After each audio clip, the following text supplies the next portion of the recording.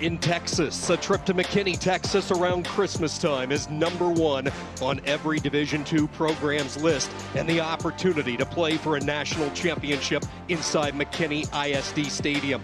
Rising star Trinidad Chambliss has Ferris State believing and back in the finals.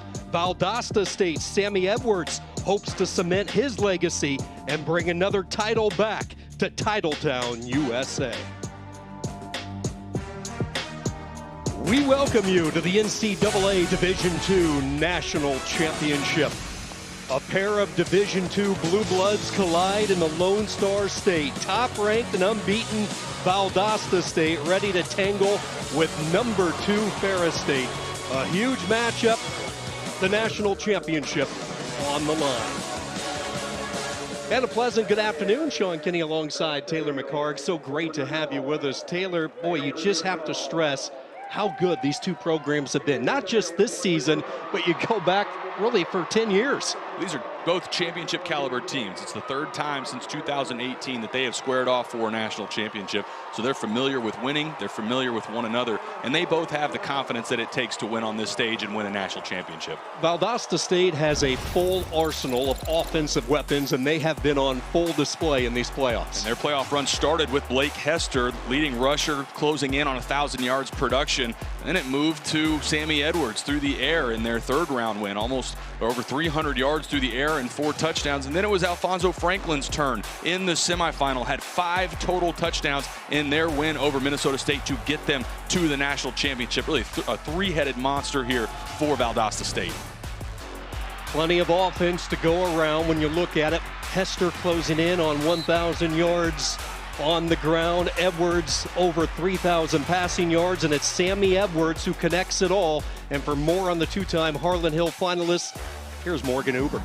Well, quarterback Sammy Edwards has thrown for over 7,300 yards in his 2 seasons as a starter, but the only way for him to cement his legacy in Valdosta State history is winning here in this game. After last season falling short in the quarterfinals, losing his top 2 wideouts and the entire offensive staff, he had a decision to make, and while he could have transferred, he went into Coach Jackson's office and said, "I want to be here." Coach Jackson said that really the biggest growth he's seen from his quarterback is the ability for him to make others around him better, guys. Thank you very much, Morgan. For Ferris State, they love to play downhill football behind this massive offensive line, and Cannon Katzer has flourished in the upper Midwest. And it all starts with Cannon Katzer in this rushing attack for Ferris State. And you see with these highlights, he wants to run between the tackles. This stretch zone gets him going vertically. That's part of what makes him such a dynamic back. Also, his vision. I think that may be the most underrated part of his game. He's got that explosiveness at the point of contact, vision to bounce it when he needs to. All of this, part of what makes him one of the best all-around backs in all of Division II football. Tony Anise, the 63-year-old, has elevated this program really since his arrival 12 years ago. He has won at all 3 levels. High school football, junior college ranks, and now trying to guide Ferris State to yet another national championship. On the other sideline, it is Tremaine Jackson, back in his home state, grew up in Houston, the reigning Division II National Coach of the Year, and he has certainly caught the eye of FCS and FBS programs with his rise, just year 3 in Valdosta. Ferris State won the toss. They elected to defer. And the Division II National Championship on a gorgeous Saturday afternoon is underway. These two programs and the rich history and the rubber match, if you will, the 3rd time that they have played for a national title. Valdosta State, Ferris State, each with a win against one another. And there is Sammy Edwards, the 2-time Harlan Hill finalist, the Gulf South Conference Player of the Year. 6'2" senior, grew up in St. Augustine, Florida, and the number that jumps out, 30 touchdowns, just the 2 interceptions. The Blazers from the 25, and Edwards is going to take a shot deep, looking for Bowler just beyond his outstretched arms. Going right at the top target. Rodney Bullard right out of the gate was banged up in the first quarter a week ago against Minnesota State. We wondered what his health was like. They told us he's full go. Tried to go over the top, the post with a home run ball touchdown, but just missed from Sammy Edwards.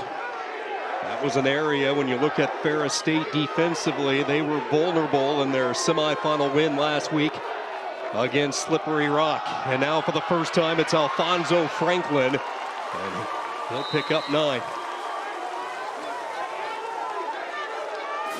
We would like to welcome in our basketball audience to McKinney, Texas. It is the site of the 2024 Division II National Championship. 2 blue bloods colliding, Valdosta State and Ferris State. Alongside Taylor McCard, Morgan Uber sideline, Sean Kinney with you.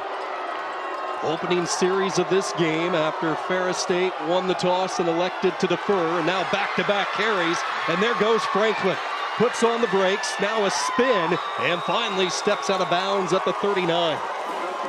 Franklin picking up right where he left off after that performance a week ago. 152 yards on the ground in the semifinals against Minnesota State, and a great job bouncing this to the outside.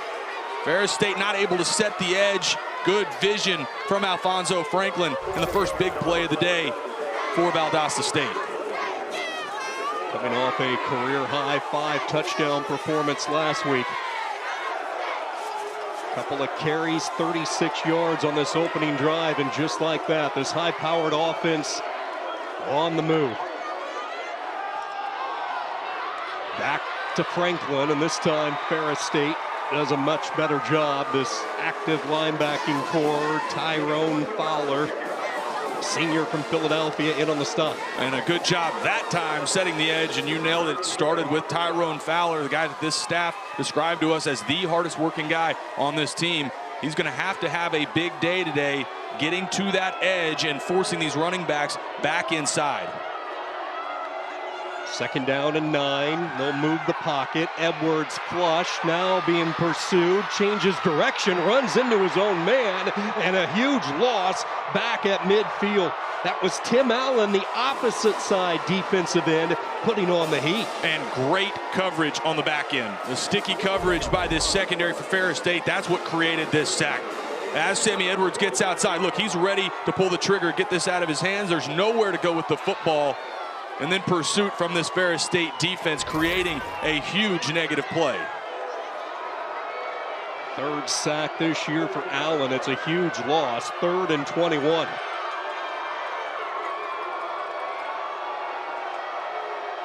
Malashevich in motion. They go 4 receivers out of this air raid. Again, good coverage downfield. Edwards trying to buy some time and just nowhere to go with it.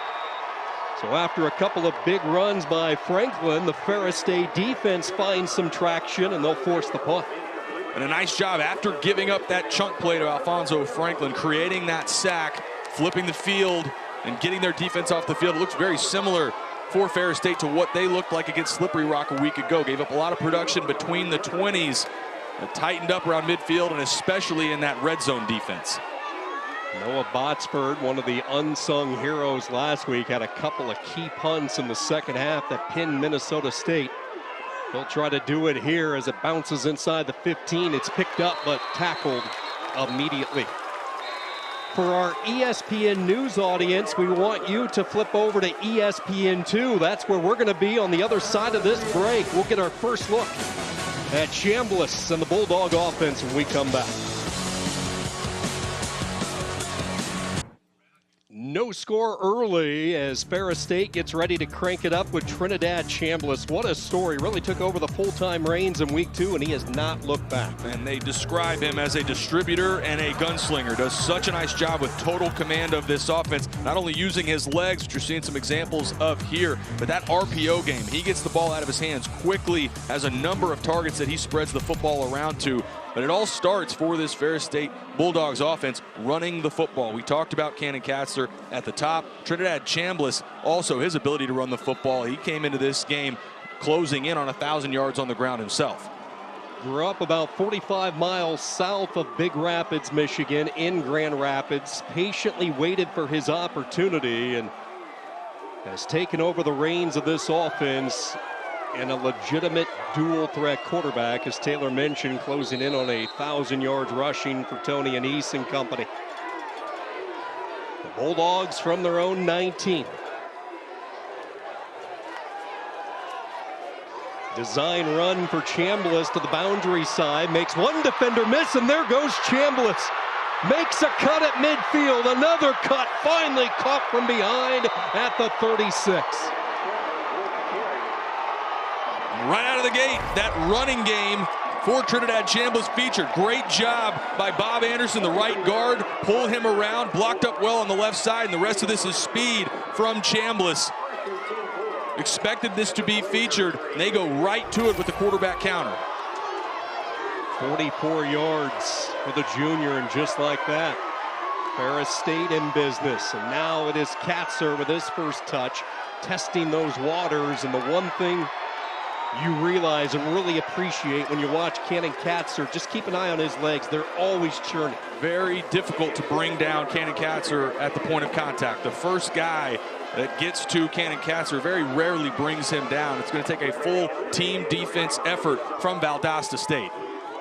Katzer becoming the first Ferris State running back to go over 1,000 yards in a season in 20 years, which is really astonishing considering all the great numbers that they have put up. But all their 1,000-yard rushers over the past couple of decades have come from that quarterback position. Chambliss picking up more yards over the left side as he takes it to the 24. And right now, right out of the gate, this offensive line for Ferris State doing a nice job getting a hat on a hat. You don't see much penetration getting into the backfield. Another big carry to pick up a first down. Quite a 1-2 punch. Katzer, the transfer they brought in from the West Coast at Citrus Community College, and then Chambliss, what he can do as a dual threat option and making an immediate impact on this opening drive.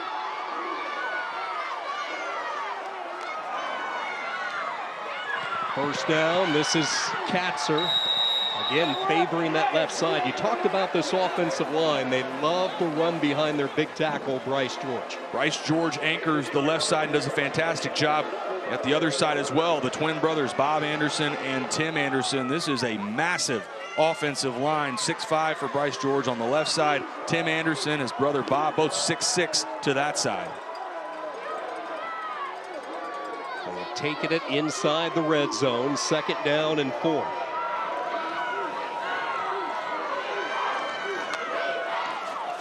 They will keep it on the ground, and again, the trend on this drive has been to that boundary left side, and Katzer willing his way. A first down run, and the Bulldogs will have it 1st and goal. And a couple things again right there from Cannon Katzer. Good vision to bust that to the outside. Then also looked like he was going to be tackled at about the 13-14 yard line. Able to break a couple tackles. It's that extra yard or two. Seems like every time he gets a carry, he falls forward and fights for that extra yardage. They're going to mark him just outside the 10, so it will be 1st and 10 for Ferris State. They can still pick up a first down inside the 1. 2 receivers to the right. It's James Gilbert in motion. They're going to swing it out to Gilbert. He'll make the catch, pick up a block from O'Brien, dives near the goal line, and he'll be a yard shy. James Gilbert, the transfer from Iowa Western Community College in Council Bluffs. And a good job on the outside. Cam Underwood and Amari O'Brien, both those receivers to the perimeter. Nice job blocking on the perimeter. That's a huge part of this offense. The screen game, you have to be able to block well on the perimeter, and a good example of it right there. So the first pass attempt on this drive nets 10, and now Ferris State in business, 1st and goal. Chambliss will try to finish it, and he gets picked up and popped. Larry Elder, the conference defensive player of the year, showing his muscle. We knew we would call Larry Elder's name quite a bit today, and the All-American shows you why right there. Transferred in from Long Island University, said I wanted to win, came to Valdosta State, became an All-American, and he is the anchor for this Valdosta State defense. Yeah, he showed up early, transferred back in January, and has made an immediate impact both on the field, in the locker room. 2nd and goal, they'll try again, and this is Katzer getting denied. So Valdosta State and this massive defensive line shutting the door, in between the tackles. Good job at the point of attack.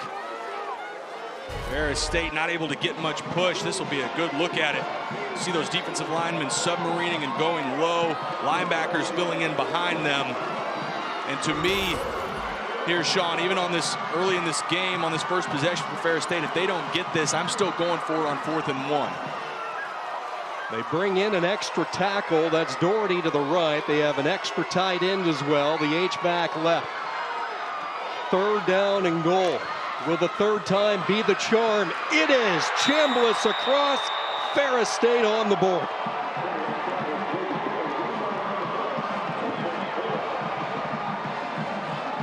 Well, it started with Trinidad Chambliss, first play of the game, explosive run, and they cap off this drive with Trinidad Chambliss running the football as well.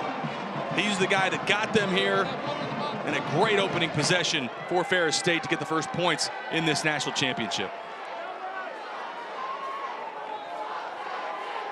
The first step to building wealth is being careful who you... Rushing touchdown of the year. 9 plays, a little more than 80 yards, not quite 5 minutes off the clock, and it's Ferris State up for 7-0 here in McKinney.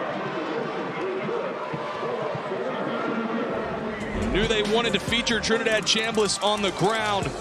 Went to it right out of the gate. And as expected, Chambliss's legs get them on the board early.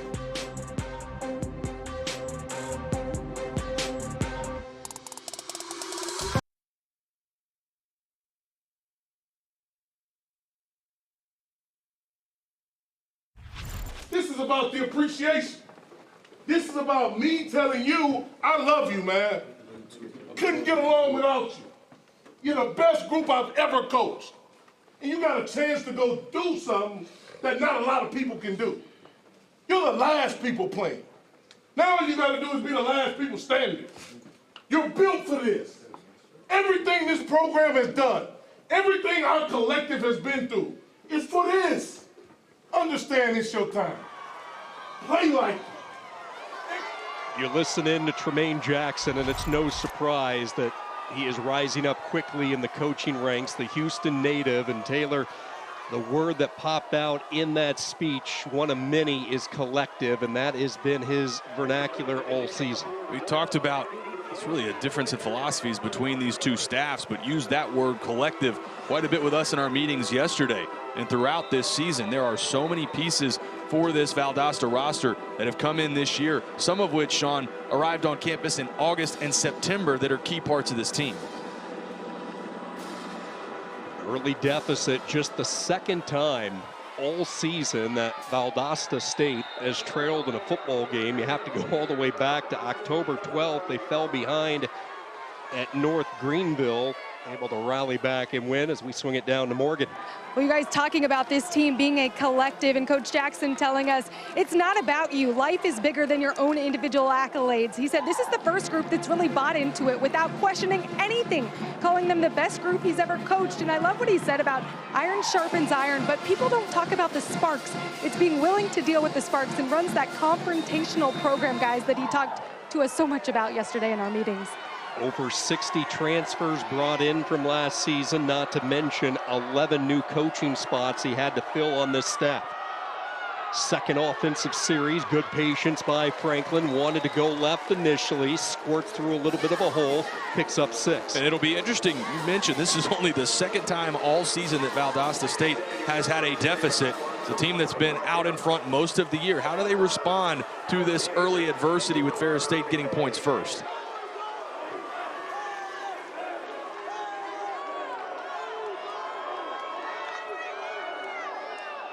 On 2nd down, Edwards will keep it. He'll fall ahead. Sammy Edwards, the senior, coming off another outstanding regular season. He led Valdosta State this year to their first outright Gulf South Conference title since 2019. Does it all, but it's the mental approach, what he does in the film room, that has carried over to success on the field. And efficiency, only 2 interceptions all season for Sammy Edwards. 3rd and a yard. Not a real good push by Valdosta State, and Ferris State comes up with the stop. Winning the battle up front, nowhere for Franklin to go. Looks like this will end up being a long yard as well. Good push in the interior of the defensive line. Looked like Deron Irving-Bay and Victor Nelson in there in the defensive line spot. We'll see if they're trying to draw them off sides or if they go ahead and run a play here. Boy, if they run a play, a huge gamble for Tremaine Jackson. 4th and an even longer yard than what they had a few moments ago on 3rd down. Play clock down to 5. And Valdosta State will call a timeout. Timeout, Valdosta State. This is also immediate timeout. Ferris State with some early momentum. The offense clicking, the defense coming up with a stop. Decision here for the Blazers. Christmas in McKinney. How about a national championship for a Christmas present for these two as they head home?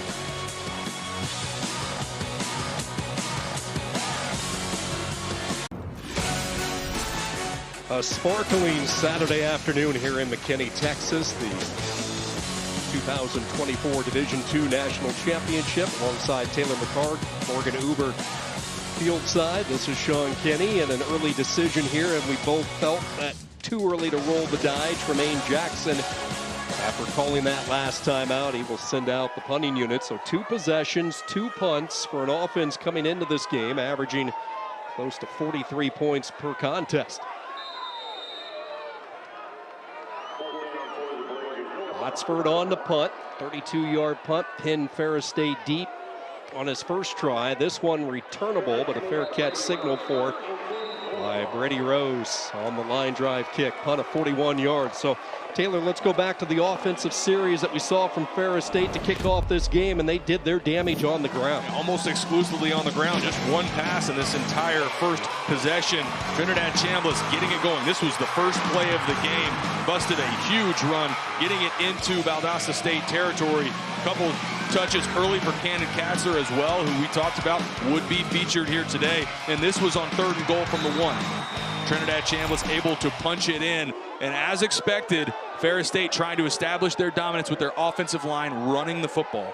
Chambliss picking up his 24th rushing touchdown of the year, which puts him 3rd at Division II. You see who's right behind him, and Alfonso Franklin. So the Bulldogs from the 24, and now they're going to showcase some of that speed that they have on the edge, trying to get Omari O'Brien freed up, but Dallas Robinson was there. O'Brien is the guy, sort of the Swiss Army knife for this offense. They will move him around a ton. If you see motion, more often than not, that's Omari O'Brien. Jet sweeps, screens, they try to manufacture touches for the senior from Detroit, Michigan. Having a breakout season. 33 receptions in his first 3 years combined on campus. This year has exploded, 46 catches, plus as you saw there, they like to use him in the running game. 2nd down, and now through the air, it's O'Brien. Picks up a downfield block and a 1st down up to the 40. So Taylor, it's early, but a couple of things jumping out. The energy for the Bulldogs and the blocking by these receivers on the edge. And a nice job by Trinidad Chambliss recognizing Diego Bremer, the safety, stepped down. There's only 1 on the outside. It was just the corner. Those are numbers you want to throw that screen. That's where you feel like you've got the numbers with your receivers to block that up. And that's what's going to happen as you see Valdosta State trying to add numbers into the box to stop the run game. That's where you throw the screens on the perimeter. They go empty on 1st down, and this will be Brady Rose, who was a high school quarterback. He'll lob it downfield. Pass is caught in stride to the 10-5. Touchdown. The bag of tricks to Cam Underwood.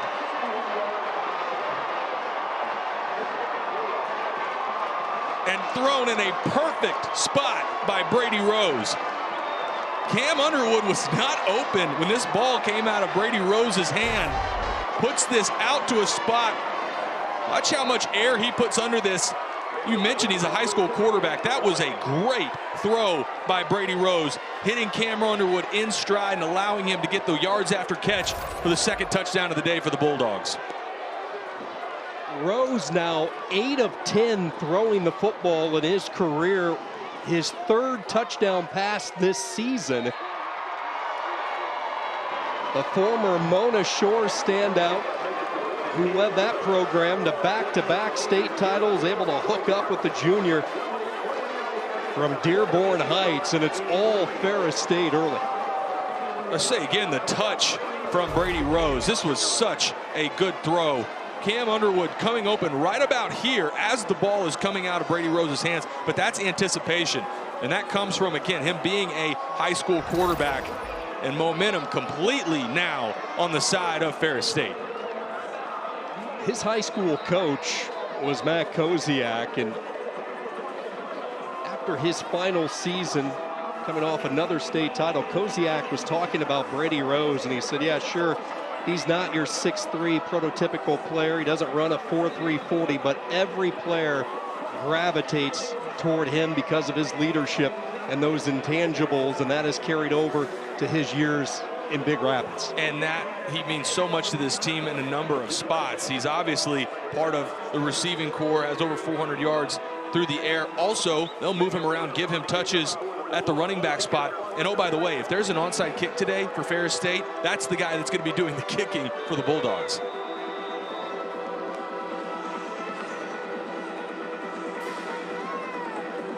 Trouble brewing early for Valdosta State. Alfonso Franklin awaiting the kick.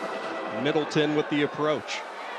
End over end, and this one will reach the end zone for the touchback. The NCAA football championships continue with the Division III championship next month, Sunday, January 5th at 8 p.m. Eastern on ESPN. For more information, visit ncaa.com, the home for all 90 NCAA championships. All right, Taylor, let's dive into this Valdosta State offense and the veteran quarterback, Sammy Edwards. An early hole, unusual territory. We talked about that. What do you expect to see on this drive if any changes are to be made? Get that RPO game going. In the slot, number 11, Grayson Malashevich. He hasn't had a touch yet. I think that's a huge part of this offense that they have to get activated. Edwards is going to throw. Has a pocket if he wants to take off, and now he'll just protect his body as he crumbles down at the 29. A gain of 4 on first down, and early battles in the secondary being won by Ferris State. And if you're Valdosta, you've taken a couple punches early in the game, but as an offense, they need to stay on the field. This is a unit that does a good job most of the time chewing up clock. Their opening drive against Slippery Rock took up over 9 minutes of clock time a week ago. On second down, our first look at Blake Hester, and Hester moves the chains. A first down for the transfer from Akron. And this running back room they talked to us about, they go with the hot hand. Blake Hester, the leading rusher, coming in close to 1,000 yards this season. Alfonso Franklin had the 5 touchdowns a week ago. They will feel out in these first few possessions who has the hot hand, and then expect to see that guy get more touches as the game goes along. One of those transfers that Jackson brought in was looking for a role in the running game after primarily being relegated to special teams in his 4 years with Akron. Still not seeing much of the RPO game. Last week against Minnesota State, there was a ton of that. They leaned on the RPO game, getting it again in the slot to Malashevich quite a bit. Haven't seen that featured much in these first 3 possessions. Malashevich, the inside slot to the top of the screen. Second down and 7. Third straight carry for Hester, trying to ignite a fire with this offense, and he is popped hard by Connor Neer. This is a big play early in this game, in this first quarter. I think if you're Valdosta, and if you're head coach Tremaine Jackson, you're thinking about keeping your offense on the field. They're not afraid to go for it on 4th down. And all the momentum on the Ferris State sideline right now, if they get this to a 4th and 1 or 2, don't be surprised if the Blazers end up going for it. Coming into this championship, Valdosta State, one of the top teams on 3rd down, completing 53% of their 3rd downs this year. Over the middle, wide open, making the catch, and that's what you've been looking for. Grayson Malashevich, his first touch, his first target, and a first down. And a simple pitch and catch. Malashevich doing a nice job finding the soft spot in zone coverage. It's a blitz from that boundary side. Connor near the linebacker comes, and as a quarterback, you're taught replace the blitz. They throw right in behind it, and a really important first down for Valdosta State. 15 yards on the completion to Malashevich.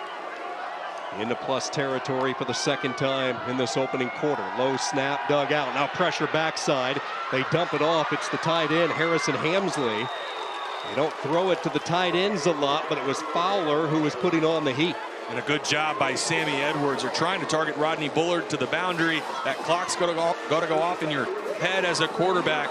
Good job buying some time, moving to his right, and finding the check down for a positive gain. Just the fourth catch this year for Hamsley, the junior, local product, grew up in Valdosta, went away for a few years to Georgia Southern, but wanted to come back home. Second down, looking for that cutback lane was Hester, and he just had nowhere to go. Sio Saipa Ia in on the tackle on what might be the final play of this opening quarter. Saipa Ia, Victor Nelson, Ron Irving Bay, that interior part of this defensive line, that is what's bottling up the run game right now for Valdosta State. And that will take us to the end of the first quarter, and all Ferris State after one. Both teams looking for the hardware. Valdosta State trying to win their 5th national championship. For Ferris State looking for their 3rd.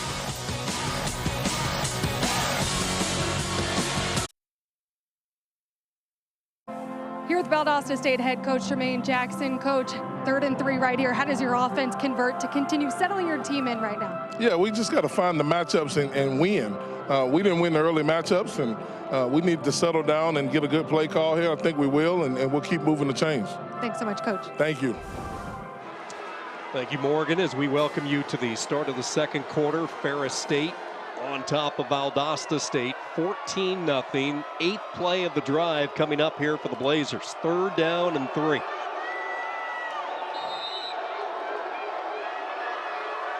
Franklin is checked in as the running back, and now they go empty. 3rd and 3.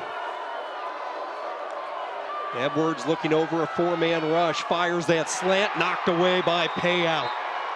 Justin Payout timed it beautifully, able to reach around the backside of Malashevich and a 4th down. And a choice route for Malashevich. He's able to break this outside or inside. He works inside, and Payout is all over it. Great job of recognition from his safety spot.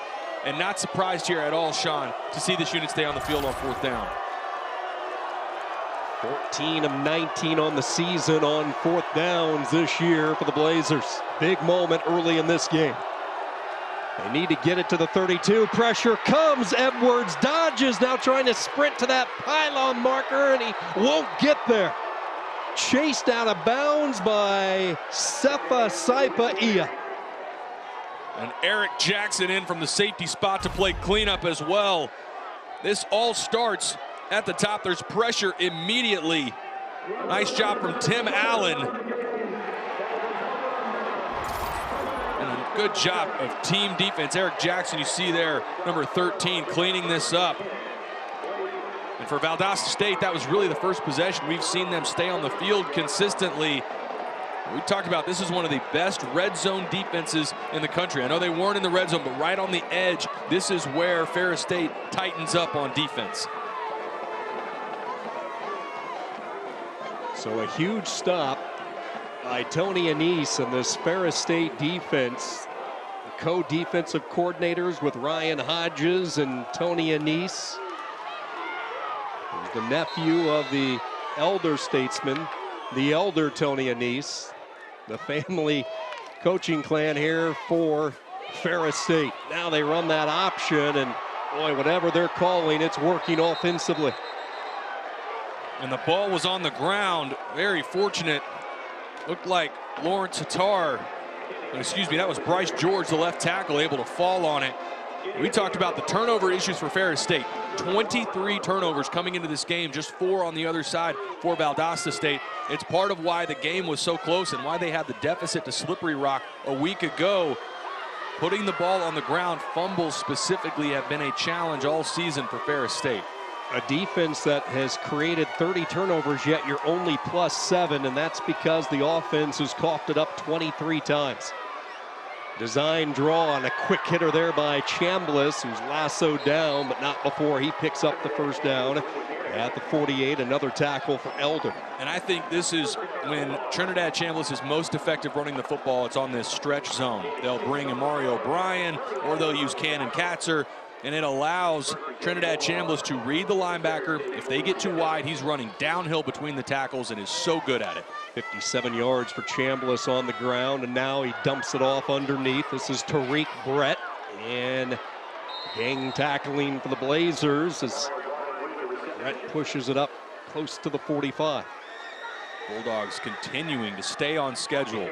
No negative plays right now, just continuing to chip away a little bit at a time, getting to second and third and manageable. Couldn't have asked for a better start to this game if you're a Bulldogs fan. Yeah, they have every category going their way, including that time of possession. Tony Anise, along with his son Steve, who serves as the offensive coordinator. Masterful script so far. Second down, deep drop, home run ball, one-on-one coverage. The receiver took a fall, and here comes the flag. They were looking for Underwood as he was tied up with Josh Brown.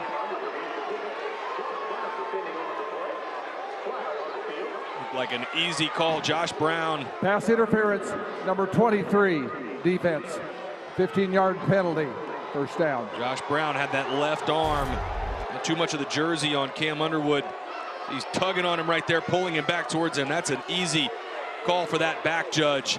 And the corner spot for Valdosta State's been interesting. They've rotated through a few different guys. Rance Connor, seen Sean Coleman, Monte Boyd. There's been a number of guys that you'll see here featured today. They don't have two dynamic cover corners that they just leave in all game.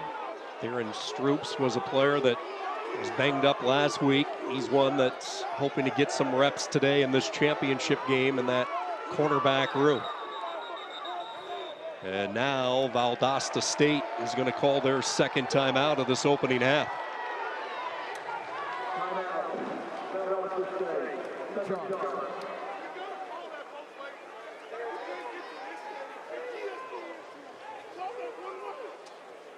Let's go down to check in with Morgan, who was close to that Valdosta State defense. Well, Coach Jackson's still furious with this officiating crew right now, but as far as the Valdosta State defense, associate head coach Trent Early came over to the defense when they were on this sideline and said, reset your focus. Don't look at the scoreboard. We need to do a better job communicating, reminding this team they're meant to be here. And this is a defense, guys, that prides itself on the 212 system. Water boiling at 212. That one extra degree makes all the difference, and that's really the effort, the discipline, and attention to detail that they're focusing in on right now. Thank you, Morgan. And oftentimes, Taylor, right now, if you're Valdosta State, you just need that spark that we were talking about earlier, that play that can get some of that momentum, that good feeling back on your sideline. Somebody has to be a playmaker here. Somebody's got to create that negative play if you're Valdosta State. Think about their All-American Larry Elder on the back end, Sterling Roberts, the linebacker in the middle, some of the guys that have come up big for them all season. But there's no doubt, Sean, at some point here in this second quarter for Valdosta State, they have got to create a negative play. A balanced offensive flow orchestrated by Chambliss in this first half. 179 total yards of offense, and now that RPO, he lobs it, juggling and making the catch, and staying on his feet is Katzer. Touchdown, Bulldogs. This is an unbelievable play design. They're selling that counter they opened the game with, and they slip Katzer out. Good job sticking with that ball.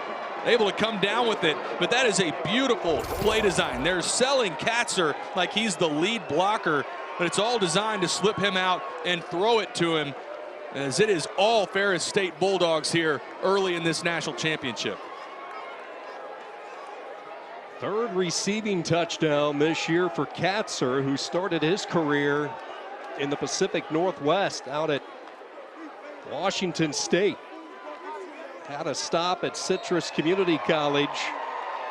And one of those players that they brought in this offseason, and what an impact he has made. It's been all Bulldogs. Go back to that beautiful play design, getting it to Cannon Katzer, and another touchdown for Ferris State.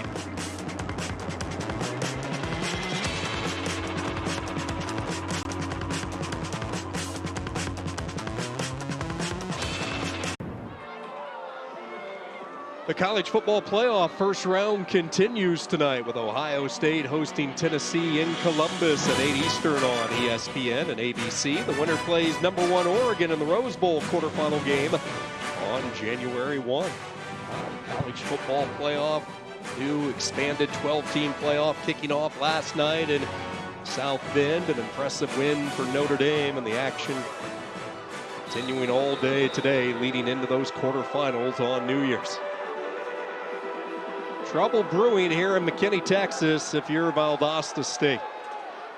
Not many saw this coming. The Bulldogs of Ferris State imposing their will out to a 21-0 lead on the Blazers, who had to overcome some obstacles just on the travel arriving here in the Lone Star State. Boy, they were given a hero's entourage as they lined up on the streets, on the bus, making their way to the airport. Then they had some travel hiccups, so they did not arrive until late in the night Wednesday. And then upon arriving at the hotel, a lot of the Blazers supporters out in full force. A tight-knit community that Tremaine Jackson has purposely built around, making an impact in that Southeast Georgia region. Now they need something to happen offensively, and they're going to turn to Alfonso Franklin. So Taylor, if you look at anything positive here in this first half, as the flag is down, it would be the running of Franklin. Got a little extracurriculars at the end of the play. Eric Jackson looked like he was tied up with Alashevich. See if these offset. Personal foul, hands to the face. #4, defense. 15-yard penalty, first down. They do not offset, and it's Justin Payout losing a little bit of discipline, and just like that, 15 tacked on to the end of the run. And to the point that Morgan made earlier, and this will be up at the top of the screen, #4, Justin Payout. So you get that hands up to the face, but to Morgan's point, from what Coach Jackson said a minute ago, they just need to focus in on one play at a time right now. Franklin reversing direction, plows his way to the 38-yard line. Eric Jackson, the tackle. And stay committed to the running game, which they're doing right now. And we're down 3 scores, but still a ton of time in this game. No need to abandon what got you here, and that's running the football with Blake Hester and Alfonso Franklin. And I agree, that's been the bright spot in the first part of the game for the Blazers. Averaging over 8 yards per carry in this first half is Franklin. He'll get it once again with space. Tried to go high up into the air, but the defender, Lento Smith, stayed grounded. It's still a good run for Franklin and a first down up to the 30. He hit that hurdle button on the controller just a hair early. Right, a little karate kick there at the end as well, but a really important first down for Valdosta State.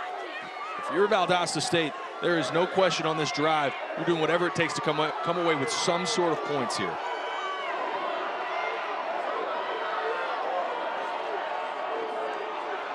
Low snap again. Edwards looking downfield, being chased by Allen, and he will just head to the sideline. Yeah, what a first half for Tim Allen, the sophomore out of Coopersville High School. He has a sack in this game, and he has been in that backfield on a number of occasions. And for these two units, that's been the most impressive piece so far. It's been the defensive line to me for Ferris State. They are consistently causing problems for the offensive line of Valdosta State, making it very uncomfortable for Sammy Edwards anytime he drops back to pass. Tough defense all year, surrendering less than 14 points per game. Second down, running through that right side, just outside the tackle is Franklin, and he has stood up. Deron Irving Bay, whose journey in college football began as a 4-star recruit back in 2017. He was part of that heralded class for Michigan. I love that story when we talked to Coach Anise yesterday, not giving up on anybody. Irving Bay had stops at Michigan and at Central Michigan. He said, look, we got to give belief to these guys no matter where they're at in their career. And he used the word gratitude for Deron Irving Bay in this stop here and how important he's been for this Ferris State team. Third down and 7, undoubtedly 4-down territory. Pressure comes and they get to Edwards again. These two defensive ends wreaking havoc. Fowler with the sack. And Fowler matched up at the top against the other All-American for Valdosta State, Fred Norman, and he wins at the top. Great job in pass rush, staying after the quarterback, Sammy Edwards. And Sean, you're exactly right. This defensive line right now is tearing apart Valdosta State's front. The Blazers just trying to get something on the board here, so they will send out Noah Botsford. 47-yard field goal on the way. It has enough leg, but he pushed it wide right. The Blazers come up empty. Ferris State and this offense will go back to work. Tough half here from McKinney. Valdosta State comes up empty. The missed field goal, all Bulldogs.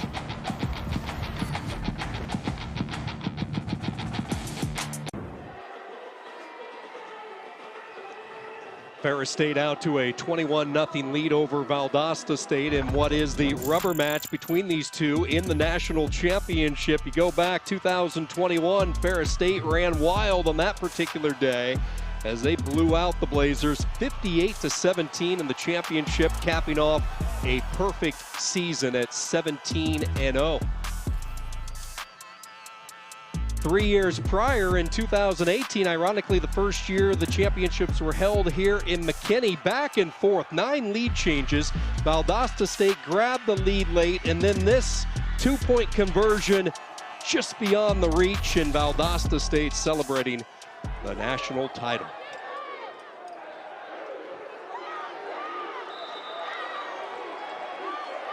Early on, this game looking more like the 21 version compared to the 2018 edition. Ferris State has scored on all 3 of their possessions. This is Katzer, and there is nowhere for him to roam. Good job that time defensively by that line and getting some help from the corner and Rance Connor.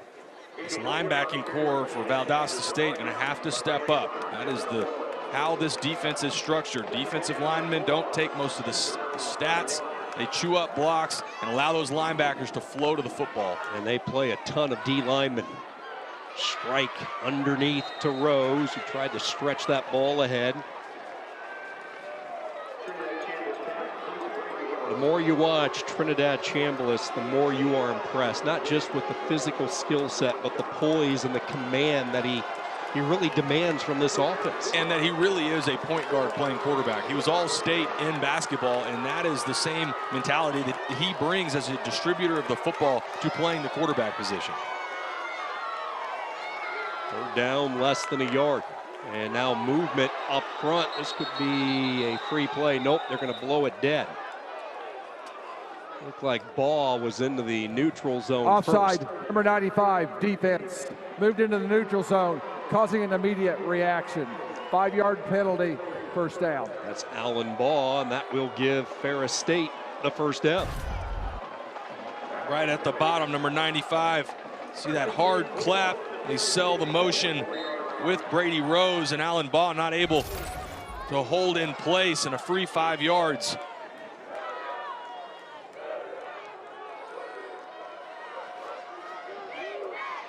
After the penalty, the ball now marked at the 44-yard line. They will run that option with Katzer, and Katzer sprinting to the boundary side, chased out by Joko Willis. And that run game just gets on top of you so quickly. If you're Valdosta State's defense, that's boundary option. You don't have a lot of room to work with if you're on offense, but immediately Chambliss and Katzer get to the boundary quickly. Chambliss gets the ball out of his hands, and before you know it, what looked like it was well defended ends up being another 5-yard gain for Katzer. Part of the field where Ferris State likes to dial up that vertical threat. Underwood and Gilbert, the two receivers to the top. Second down. They fake that little swing out pass, design run all the way by Chambliss, and a much better job there by the Blazer defense. Alan Baugh, Joko Willis setting up another third down. I think that's going to be the answer for Valdosta State. You're seeing more bodies close to the line of scrimmage, laying on a little more of an island on the perimeter. They have got to figure out a way to continue to limit Ferris State's ability to run the football. Fans who have made the trip from Southeast Georgia making some noise. Third down and 4. Chambliss, eyes downfield, fires back shoulder. Rose makes the catch. Was he inbounds? No. They're going to say out of bounds. This is a good throw from Trinidad Chambliss. Puts it on that back shoulder for Brady Rose, who catches this football. It'll be interesting to see on this look right here. This should be a great look. Does Rose get a foot down? That is really close. Sean, again, ruled incomplete on the field. This will be another great look. Look at this left leg. Sean, I don't know. I think that may have been a catch. Offense stays out on the field for the Bulldogs. Fourth down. They flip it, and now a little pooch punt from Mr. Swiss Army Knife himself, Brady Rose. Maybe not as pretty as the pass he unleashed earlier in this game. But Rose using all the body parts in this one. The arm to throw, the feet to run, and now kick, a little pooch kick for the junior from Muskegon.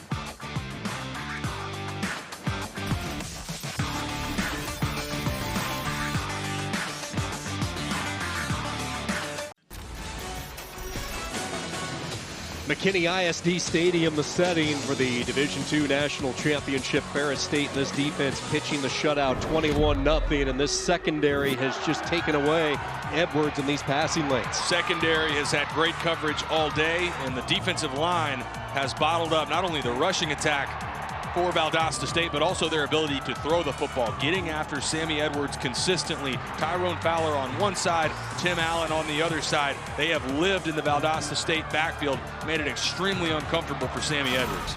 Fowler and Allen each with a sack. Jackson and Payout each with a PBU as Valdosta State will tread this ground game for 2 or 3 yards. Connor Neer another stop. So you look at the numbers, Edwards only 2 of 5 throwing the ball, 22 yards. Franklin has been the most reliable, 10 carries, 71 yards in this first half.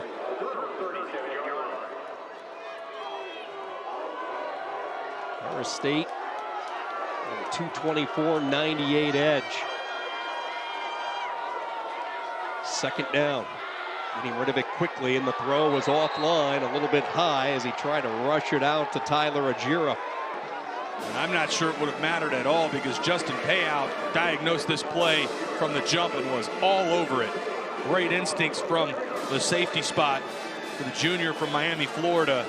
But right now, there's really nowhere to go with the football for Sammy Edwards. Even when he has time to get the ball out of his hands, the coverage is sound on the back end, and we've talked a lot already about the pass rush. This would be another spot. Obvious passing down. What pressure package does Ferris State draw up here? Blazers have struggled on third downs, 2 of 6 in this first half. Saipa Ia comes on a blitz. They pick it up nicely. Pocket, the throw, too tall again as he overshot Majon Wright. And Valdosta State looking at a 4th down. And this is just a miss from Sammy Edwards. He's got room to step up, and this ball just sails on him. This should be an easy first down completion to Majon Wright. And that's what happens to you as a quarterback. If you've been hit quite a bit, you feel uncomfortable. Those throws that we're used to seeing Sammy Edwards make, at that time it sails on him. What's it going to take for Edwards? Go back to your quarterback and your record-setting days at Rice. What's it take for a quarterback to get into a little bit of a flow or rhythm now? At some point, somebody's got to make a play. We talked about it on defense. Same for the offensive side. Someone is going to have to step up and make a play for Valdosta State. Terrific kick, and making that play right there is the punter, Noah Botsford, 62 yards.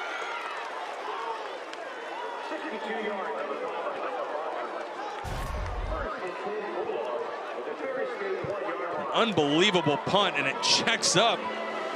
He hit a pitching wedge, kicks to the left, A good job by that punt coverage. Now, Sean, we just talked about on the offensive side, what does it take to kickstart the offense? Well, it's the same thing here. You've got a chance for your defense. If they can make a play, even if it's just a 3 and out, as we get another look at this punt coverage unit, able to down it at the 1 yard line. Great job by Jalen Johnson, the defensive back, to down it at the 1. But this is a huge spot here for Valdosta State. Don't necessarily have to have a turnover or a safety, but if they can get a 3 and out and flip field position, that would be massive for the Blazers. Second straight playoff weekend that Botsford has been a difference maker in that punting game. A young man who just had not that many opportunities to punt during the regular season. Deep in his own end zone, winging it out quickly, and Rose makes the catch, trying to get a little bit of breathing room. It's a minimal gain of 2. Joko Willis almost had a pick 6. Good throw from Trinidad Chambliss to get that on the outside, but Willis from the linebacker spot thought he was going to walk into the end zone. And now looked like one of the linemen up front flinched for Ferris State. Might have been the tackle, Tim Anderson. False start, number 72, offense. Penalties half the distance to the goal for second down. They called this right side of the offensive line Timba for the 2 twins, Tim Anderson and Bob Anderson, 600+ pounds of twins on that right side. And Tim, the junior, a little bit of a flinch. Tony Anise told us doesn't matter who he's talking to. If he's talking to Tim or Bob, it's always Timba. Second down, Chambliss, not much. This is the most important play of this first part of the game, really for both sides, but for Valdosta State, a chance here if they can get a stop. They're kicking back into, we don't have a ton of wind now, but the wind that we do have for Ferris State, they're kicking into the wind here. Can Ferris State pick up a first down, or could Valdosta State create some momentum and get their defense off the field? Juan Sparks, the 350-pound nose tackle that's checked in. Bowdy, one of the fresh defensive linemen as well. Chambliss is going to keep it, and nowhere. Bowdy was the first one to hit him. Dante Bowdy, the grad transfer out of Robert Morris, and that's exactly what the doctor ordered for Sparks in this Blazer defense. And in the first life that we've really seen or heard from this Valdosta State sideline all game, 52 flashes right here. Does a nice job. Dante Bowdy all over it, able to secure the tackle. And now Ferris State having to punt from the shadow of their own goalposts.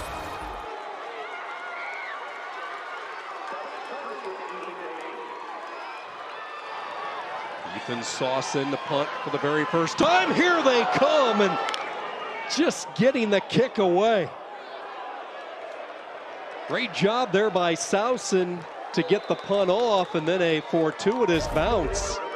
47 yards, and how close was this to being the play of the first half of the Blazers? I have no idea how that ball was not blocked by Valdosta State.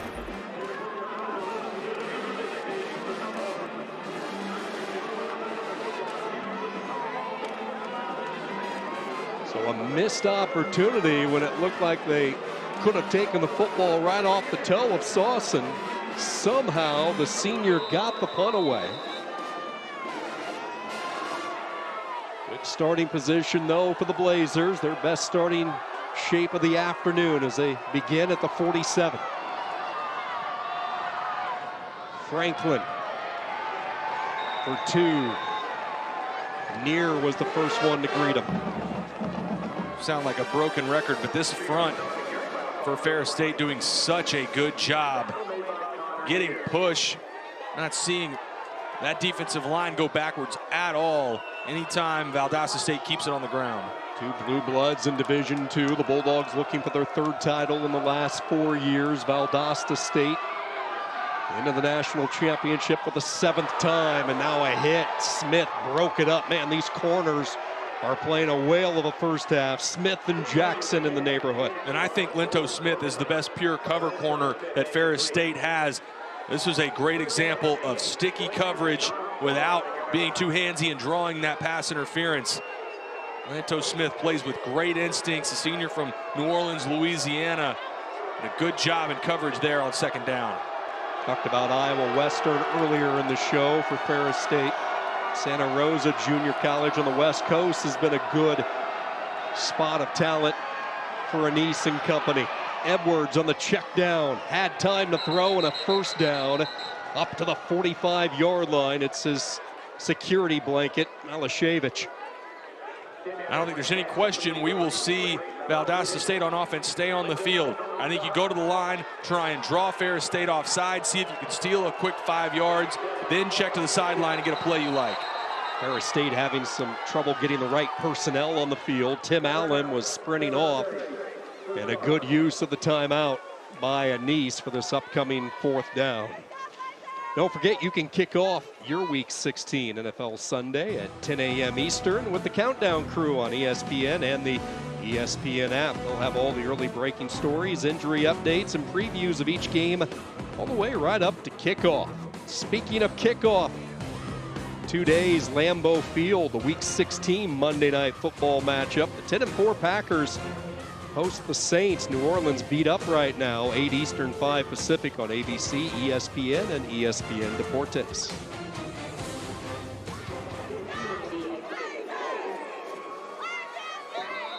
Good look at Tony Anise. The best winning percentage when you tack in and add up all 21 Michigan college programs. No one has a better winning percentage than Anise. He has won an incredible 86% of his games and trying to bring another national title to Big Rapids.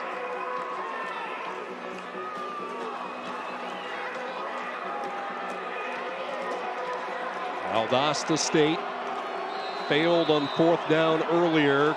Can they get the job done here? Fourth and less than a yard.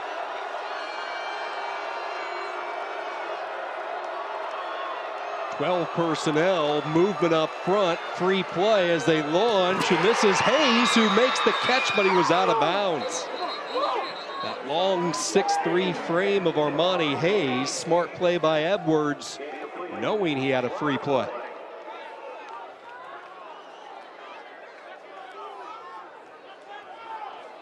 Offside, number 91, defense. 5-yard penalty, first down. They get Deron Irving Bay to jump, just like we talked about. Anytime you're in that 4th and 1 situation, it's exactly what you're taught. Go to the line, run freeze, try and draw them off sides. And good job picking up that easy 5 yards. For Sammy Edwards, I know he'd like to leave that ball a little bit in bounds. What a great catch by Armani Hayes. Just came out of bounds just by a hair. Keep in mind, Valdosta State with the 1 timeout remaining, plus the 2-minute timeout. Franklin through a little bit of a crevice. Up to the 34, pick up a 5. So a big possession, obviously, for Valdosta to try and get on the board, but also to try and get points here before half.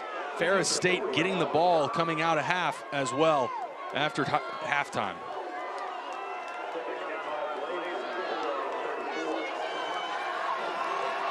Rodney Bullard held without a catch. He's the receiver to the top. 2nd down and 5. Edwards looking left all the way. Nothing there. Now pressure up the middle. Chase, ball tip, deflected and caught. And then a huge hit put on back close to the original line of scrimmage. Tim Allen lost his lid. And patience from Sammy Edwards. Nowhere to go with the football.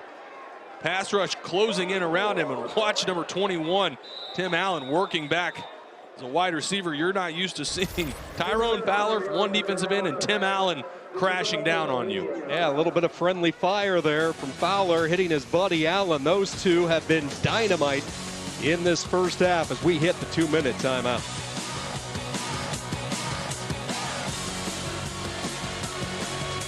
Beautiful downtown McKinney, Texas, all decked out for Christmas. Had a chance to stroll downtown late last night. Some of the lights around, those last-second Christmas shoppers all out on the streets scrambling for those last-second Christmas gifts. We know 2 guys that aren't scrambling right now. Matt Berry, Rini and Golia, they are ready to take over at half. They'll take a look back at Notre Dame's win last night. We'll preview some of the games tonight, including the big one, Clemson and Texas. That's all coming up at half. Taylor, you have all your Christmas shopping done. I know you, right? No doubt. You had it done probably That's December exactly 26th right. of last year. 3rd down and 9. Throw is high and a hit put on by Payout. Malashevich exposed, could not reel it in, and we're just not seeing that pinpoint accuracy that Sammy Edwards has showcased the last couple of years. Justin Payout does such a good job going right through the hands of Malashevich. That's the type of play that we see all the time where the targeting comes from. It's a defenseless receiver. Do you hit them high? That's where the helmet-to-helmet comes in. Payout avoids all of that, goes through the hands of Malashevich, creates the incompletion. Valdosta State just converted a 4th down a few moments ago. They'll try to get it done here. Stepping up, floating, receiver has a step in stride. Touchdown! Tyler Agiro. And that is what this Blazer team desperately needed. We talked about Valdosta State needing a spark, and it comes from Sammy Edwards scrambling up in the pocket and a perfect throw over the top on the skinny post to Tyler Agiro. And Sean, exactly like you said, this Valdosta State team needed something, and finally some points on the board for the Blazers. The speedster Agiro, who, like Bullard, was dinged up last week. They tried to protect him as the knuckleball sails through for the point after.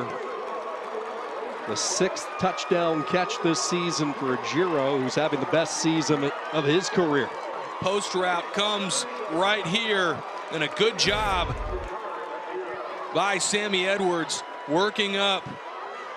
Post is coming there. Sammy Edwards does a nice job working up in the pocket, keeping his eyes downfield. And that's where Agiro slips behind the defense. They don't pass off, that these routes switch. But an even better throw from Sammy Edwards, having to move up in the pocket and throw the deep ball. It's one of the most difficult throws for a quarterback. And some momentum back on the sidelines for the Blazers. Edwards with the touchdown pass. Agiro, who's been banged up late in the year. That's just his 4th reception over the last 4 games. And this has not been an easy half for Tremaine Jackson, but finally, late in this first half, something positive. The touchdown strike and a 21-7 Ferris State lead. Edwards 25-2 as a starter over the last couple of years.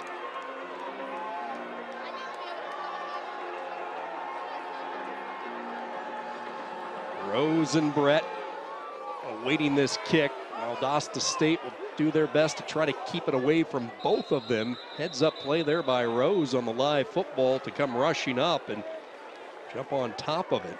See if he had control before it went out of bounds, and that's what the discussion is right now.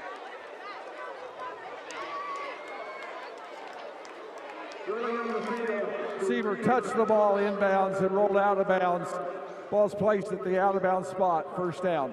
So they'll avoid the penalty with the ball going out of bounds with Rose coming up, but that's the smart and right play to make. And a big chance here for Ferris State. Again, they get the ball coming out of half. If they could put together a good 2-minute drive, you almost feel like you steal that extra possession. If they can go down and get points here, then you're rewarded. Come right back out of half and have a chance to double up and score again. The dual threat quarterback Chambliss working his magic in this championship game. 5 of 6. Please reset the game clock to 1 minute, 48 seconds. 148, please. So as they take away a second, Chambliss 5 of 6 for 59 yards throwing the football, and then effective like always running. 8 carries, 62 yards, including the touchdown. Little 2-minute offense time for the 2nd-ranked Bulldogs. Design draw, Chambliss tripped up. Good open field tackle when it looked like there was some space. That was Campoletti, the transfer from Ohio, Caden Campoletti. Valdosta State going ahead and using their 2nd timeout. Great play from Campoletti. Trinidad Chambliss, 1st-year starter. For more on him, we swing it down to Morgan. Well, it's common with this Ferris State offense dating back to 2016 to have a multi-quarterback system. And coming into the year, it was supposed to be Carson Golker and Trinidad Chambliss sharing duties, splitting reps, but Golker breaking his right leg week 2 of the season, out for the year. Chambliss told me he felt a lot of pressure in that moment, and it was hard. He leaned on his faith, his family, but it was inside the program, his teammates and coaches, that helped him the most. He felt belief. He said if it wasn't for that Pittsburgh State loss in week 1, he wouldn't have been able to really grow through that adversity, guys. And he is the most calm, collected guy on this Ferris State sidelines right now. You wouldn't notice, just a complete, just no. Thank you very much, Morgan. And you know, she mentioned how Ferris State uses the different quarterbacks throughout the years, the multi-quarterbacks. But Tony Annese also loves multi-sport athletes. I mean, you go back to some of the quarterbacks that he has had with Jared Bernhardt, who was so good in lacrosse. Malik Mitchell, a multi-sport athlete in 22. Same thing can be said with Chambliss, who was an exceptional basketball player back in high school. In fact, there was a good stretch of time where Trinidad thought he might pursue basketball in college and not football. It looks like he made the right choice. Interesting for Brady Rose there to go out of bounds. That certainly helps Valdosta State. If they're able to get a stop here, use that timeout, now they would have the opportunity to go into a 2-minute drive.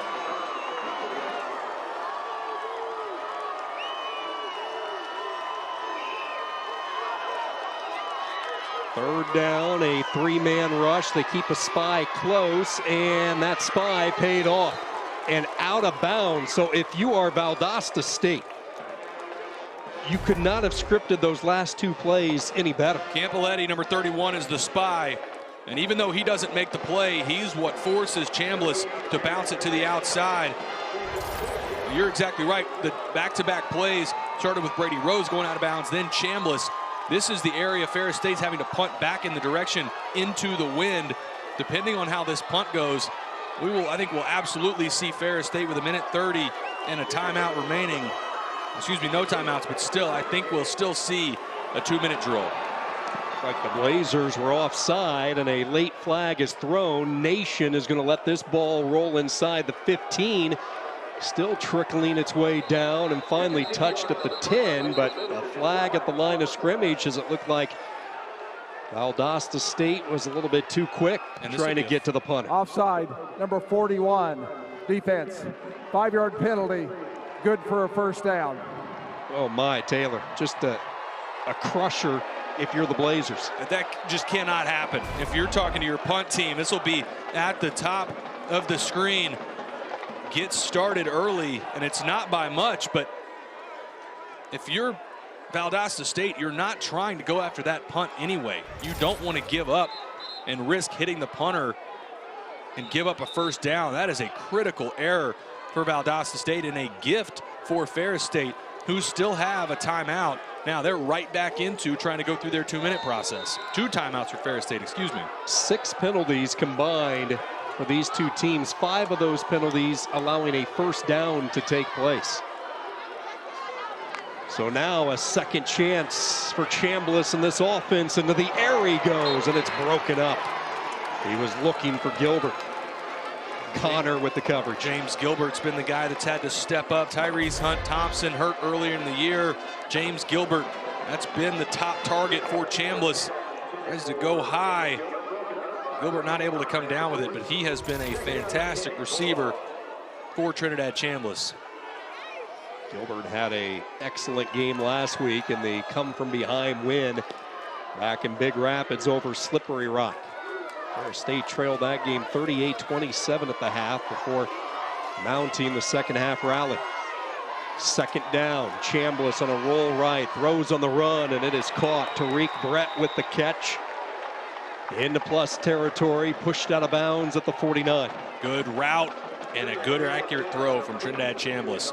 Working to that right side. Chambliss throws so well on the move, especially to his right side.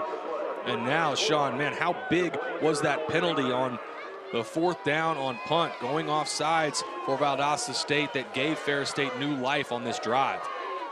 Yeah, if you're Valdosta State, all of a sudden you're thinking this quick strike, big play offense, and for everything that's went wrong in this first half, maybe down just the possession, but now it's Ferris State because of that penalty. foot on the gas with their offense. Look at the athleticism by Brett as he went twirling into the air. Doesn't pick up much. Bulldogs still with a couple of timeouts inside a minute. Monte Boyd blows this play up. Did an even better job by Tariq Brett. Brett, the only Georgia native on this roster, and now looking toward Brett again, but the momentum carried him out of bounds, incomplete.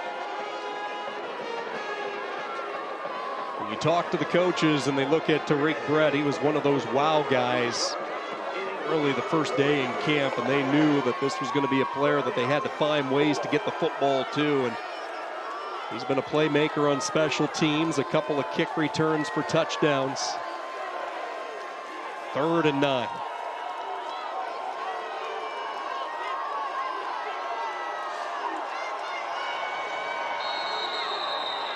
O'Brien in motion, and the flags fly again.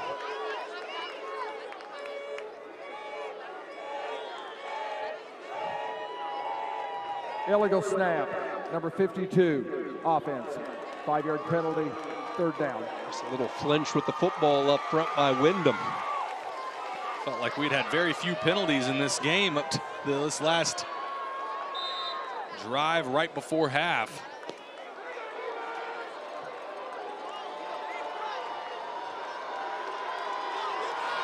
So 3rd and double digits after the penalty now for Chambliss. Trying to set up that screen to Katzer. Somehow it made its way through. It was tipped, but there was plenty of help defense which arrived.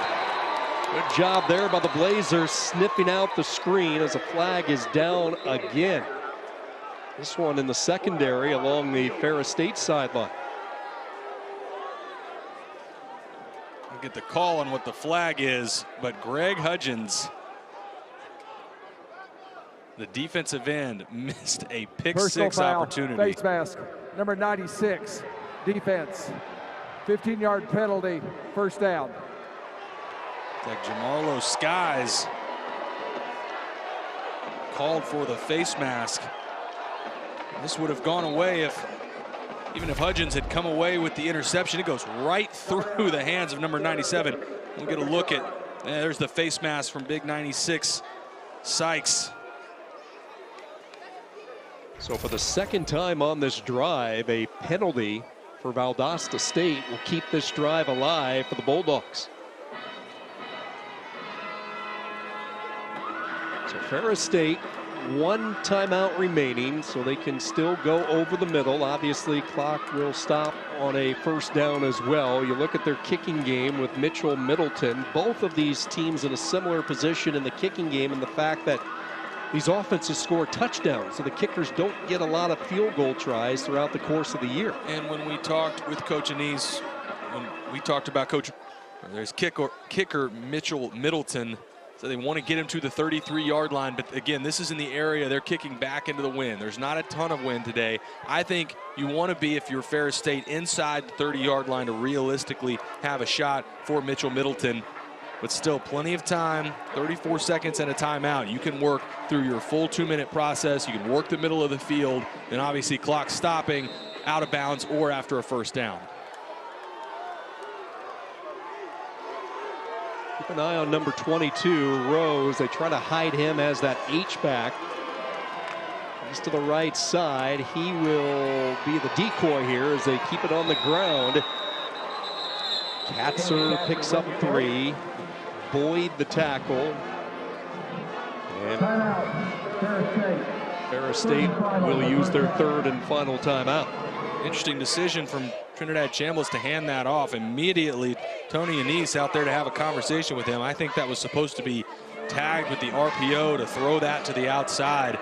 But now with no timeouts, 2nd down, if you keep this on the ground, you're getting to the line on 3rd down and you're clocking it to then get your field goal unit out on 4th down. Right at the edge for Mitchell Middleton's field goal range. 45 is the season long for Middleton. He hit that in the win this year, the annual rivalry game with Grand Valley State.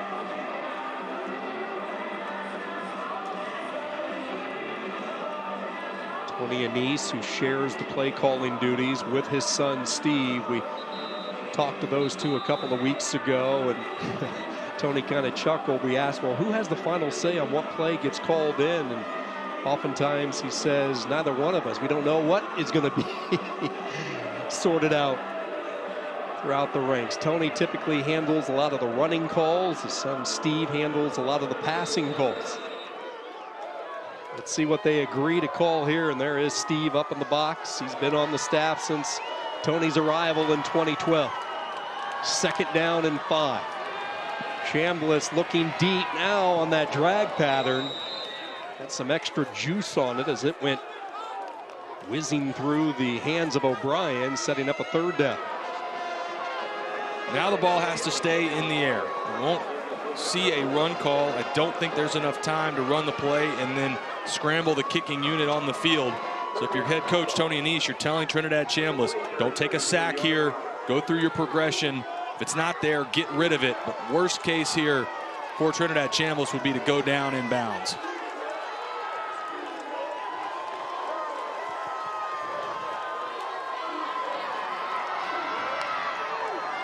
Third down and 5.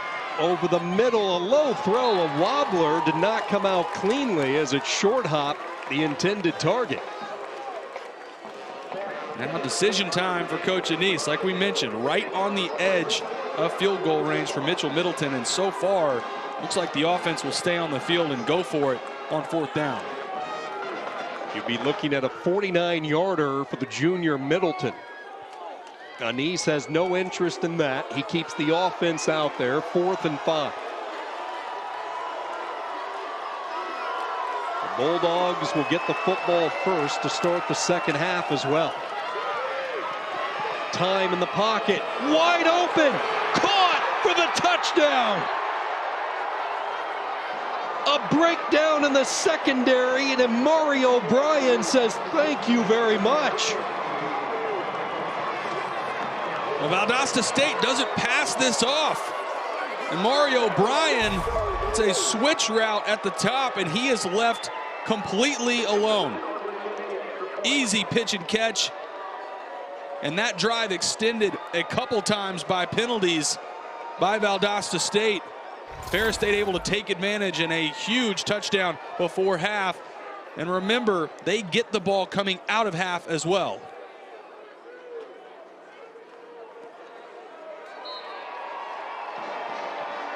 .32 yards to O'Brien, and Ferris State matching their largest lead. They go back up 21. He's lined up in the slot. You see how he switches from the inside receiver to all the way to the outside, and it does not get passed off by the safeties. Monte Boyd looking back from the safety spot. I think he expected that to get passed off to the corner. Miscommunication, and Ferris State able to take advantage.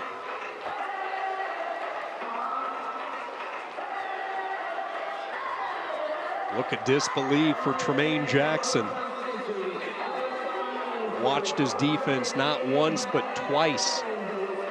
And special teams prolonged that drive, and it looked like Ferris State was going to have to punt the football away. The 2 penalties keeping the drive alive, and then the breakdown in the secondary, and Amari O'Brien, who has sat behind some really good slot receivers in Big Rapids in his time for Ferris State. When he first arrived in 2019, he learned from a couple of really good players, Devin Shaw, Marcus Taylor, Dion Earls, just patiently waited for his time. What a season he has enjoyed, and now the touchdown grab and connection of Chambliss and O'Brien has Ferris State certainly believing late in this first half.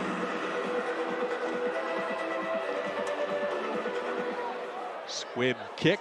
High bouncer picked up and immediately going down to a knee is Sterling Roberts. Only 9 seconds remaining.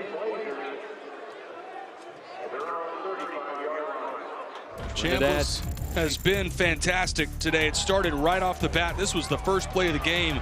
Quarterback counter. A lot of his production in that first quarter was on the ground.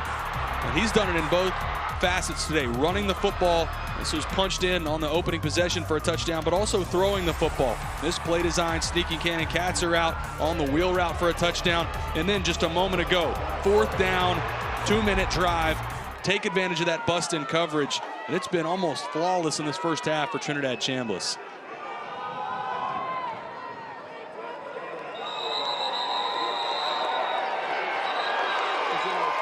Ferris State looking for their 3rd national championship, their 4th trip to the finals since 2018.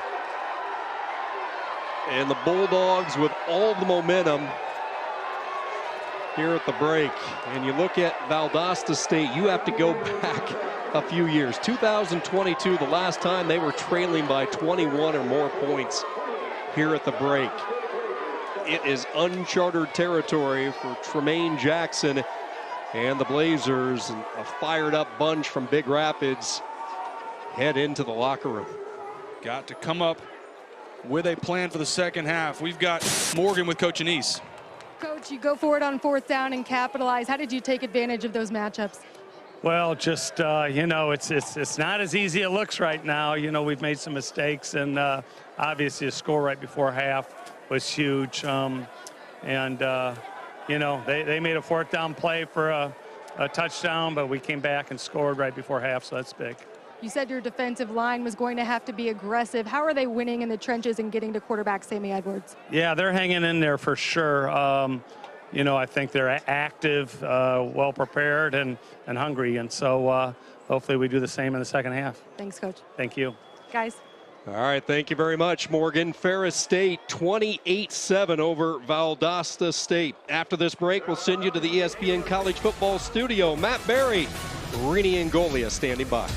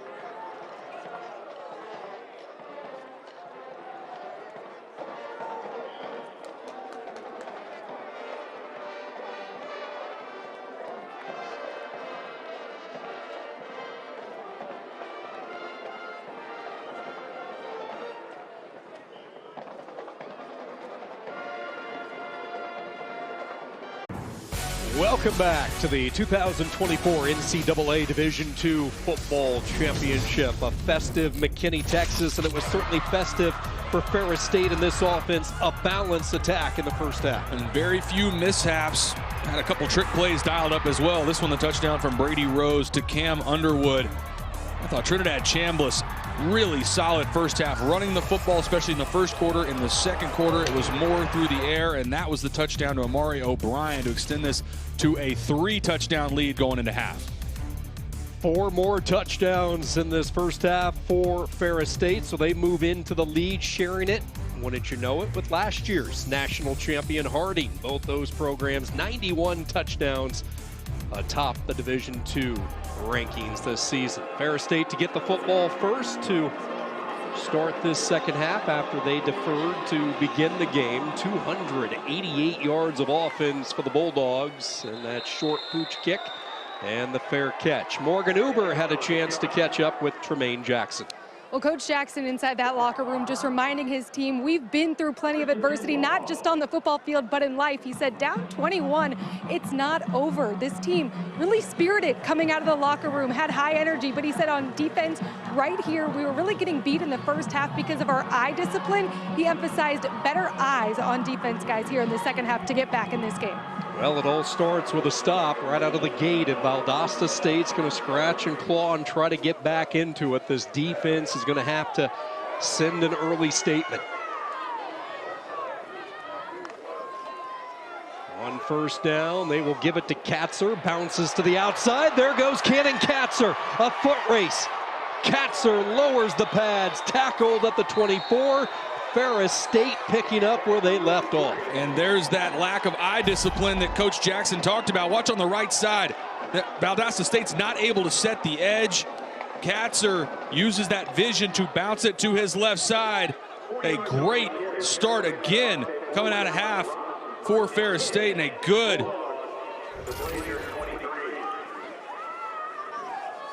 39 yards on the run for Katzer. He'll take a quick breather and a first down. Zach Ahern is checked into the game as Katzer takes a quick break. This is a backwards pass. O'Brien, it looked like initially maybe Amari O'Brien was thinking, hey, I'm going to pull off a Brady Rose here and throw it. The other thing that was impressive in that first half for Ferris State, their ability to take care of the football. That's been one of the few issues that we've seen for Ferris State throughout the season. Those 23 turnovers, had a few in the first half a week ago against Slippery Rock, but a really clean first half. Very few negative plays where they went in the wrong direction. One of the priorities coming into this game for Tony Anise, protect the football. They did not in the first half last week in the semis with Slippery Rock. Ended up down 38-27 as a result at halftime, but they cleaned it up in the second half. Now again on that reverse, little end around trying to get Brett freed up, but Valdosta State, that pursuit defense headlined by Alan Ball. Alan Ball doing a nice job staying home, doesn't take the bait on that end around. Setting up a 3rd and long. It'll be a win here after that first carry from Katzer if they can force a field goal attempt here. Katzer back into the game.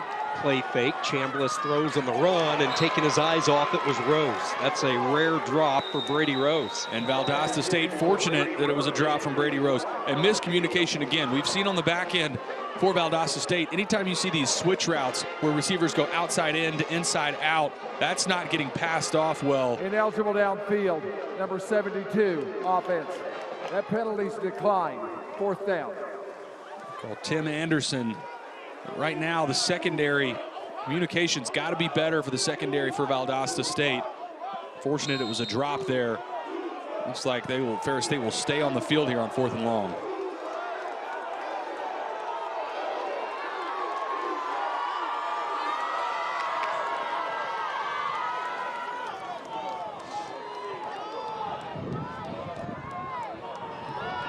Valdosta State with this 3-man front, 4th and 11.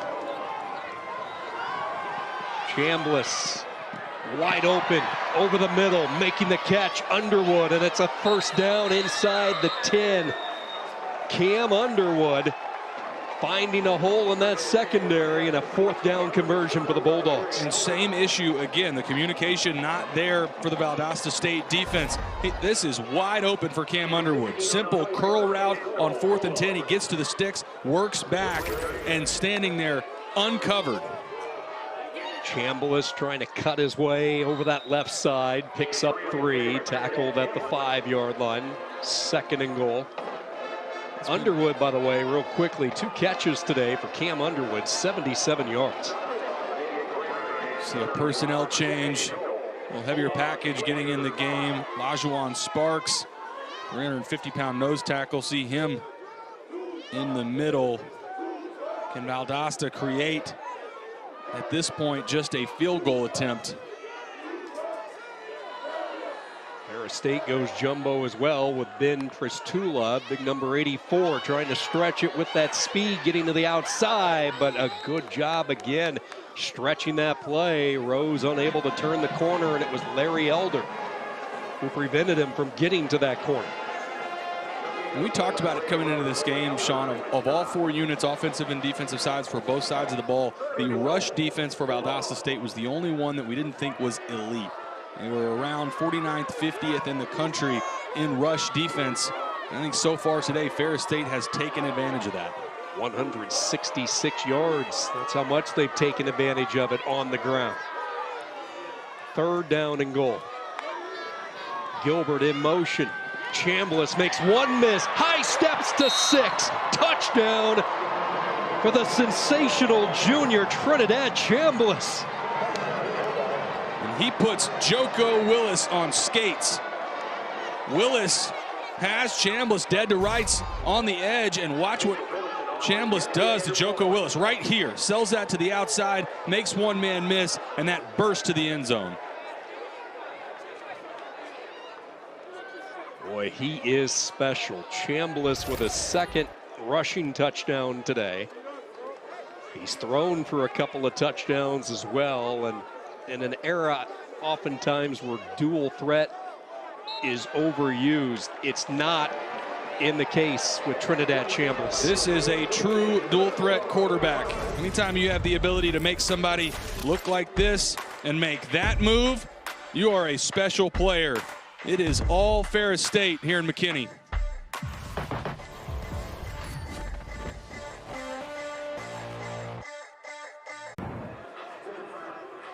Another touchdown for Trinidad Chambliss. Ferris State up 35-7. You go back to his high school days. He grew up in Grand Rapids, and he just wasn't getting recruited by many D2 programs. In fact, it was mainly Division III schools.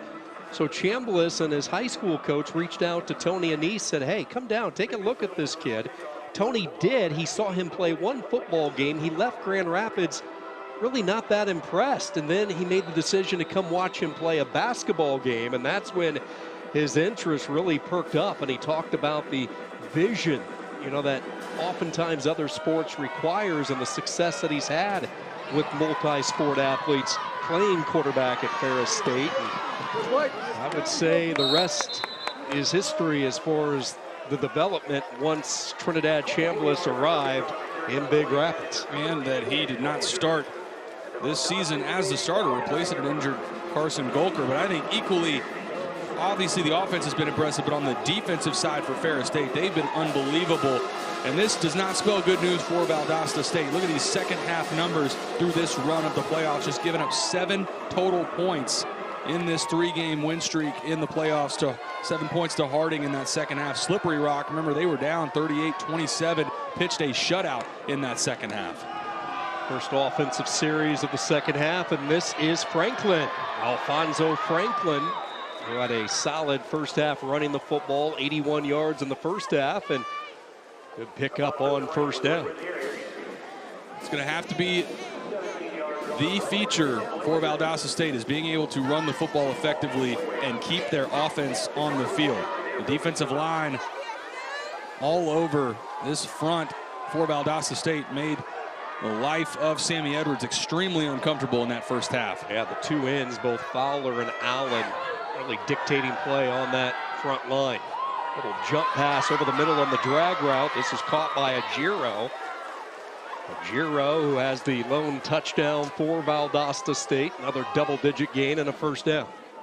Just 5 of 12 for 62 yards for Sammy Edwards in that first half.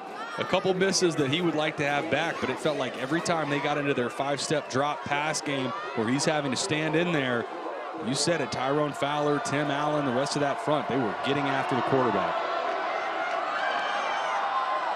First down, this is Franklin. Tripped up by Saipaia and Madison. Another guy that was a little quiet, like the rest of Valdosta State's offense for the most part, Rodney Bullard. Up at the top of the screen, number 1, came into this game just shy of 1,000 yards receiving. I think if there's a prayer for Valdosta State to get back in this game and try to make a comeback, he's got to have a huge second half. Only targeted once, and that was on the very first play of the game. They swing it out. A couple of nifty moves up ahead to the 31-yard line out of the backfield. That's Franklin. He was such a weapon last week, not just running the football, but also as a receiver. Really good out of the backfield. Total back. Blake Hester, we saw featured a couple times in that first quarter, but haven't seen him get many touches, but he's checked back into the game.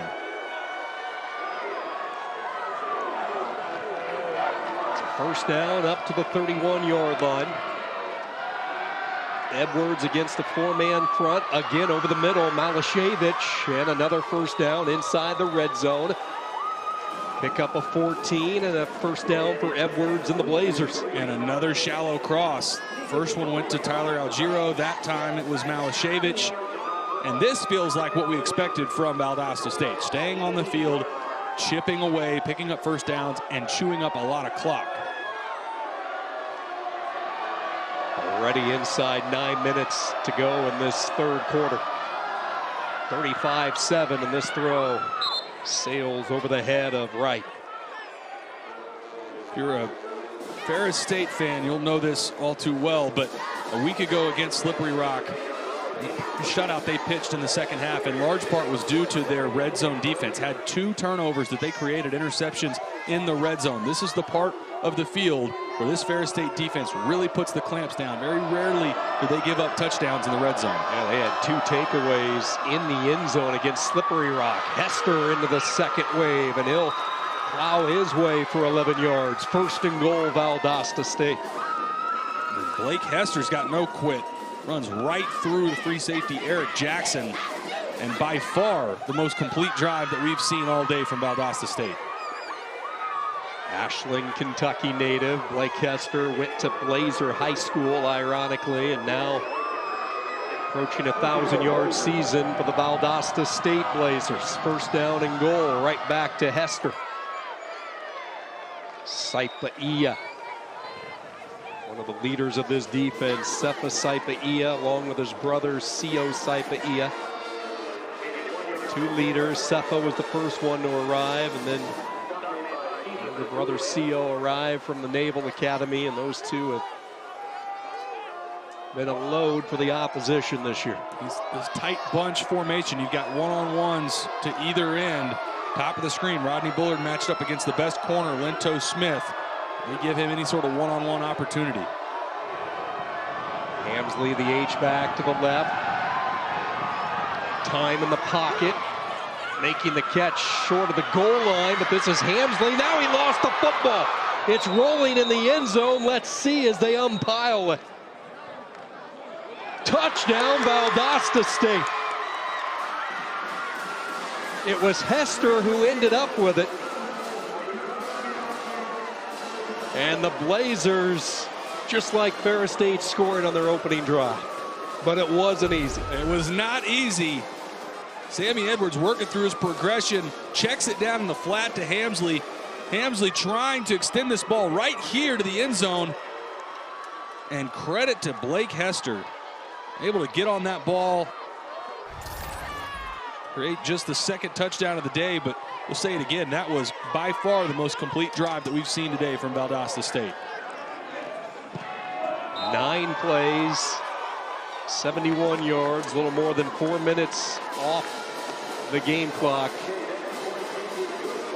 And Johnny on the spot for Blake Hester as Hamsley was fighting to get into the end zone. Talk about a team effort for a touchdown. Harrison Hamley extends, ball comes out, and Blake Hester able to create the second touchdown of the day for Valdosta.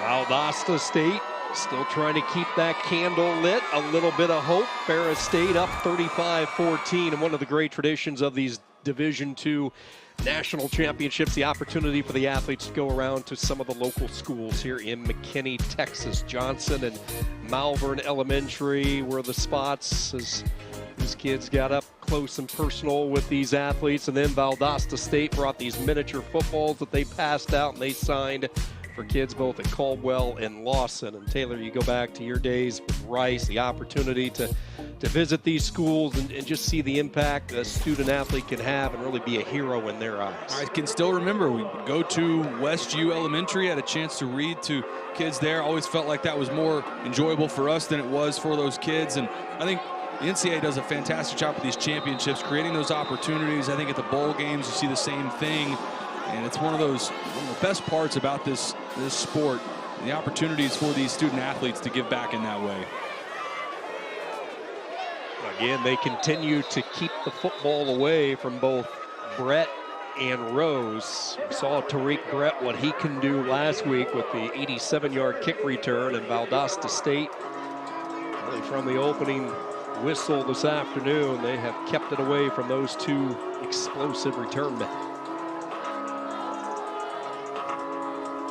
Well, you look up at the board, 7 minutes to play, third quarter. Ferris State and this offense really has not been slowed down. Good blending of the run with the pass. Trinidad Chambliss showing the world what he has done all season. People in Big Rapids knew how special he was. They run the flip. This is Katzer, and Katzer can't find much room. Pursuit defense, Monte Boyd. Looked like Kennedy Parker as well from the linebacker spot, able to work down. Saw Larry Elder get in the mix there. It's an inviting looking front right now for Valdosta State. They're still going with just 3 down linemen, 2 linebackers. They do have number 27 Monte Boyd down low from the safety spot, but this is a look that you like to run in typically. On second down, the quick plant by O'Brien.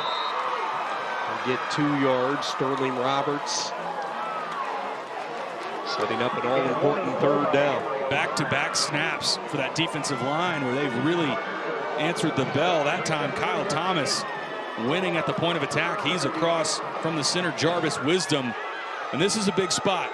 For the first time in a while, a little bit of momentum. You can see the sideline of Valdosta State engaged back in this game. If they can get the ball back, a little bit of hope still here, even though down 3 touchdowns. This is a big third down.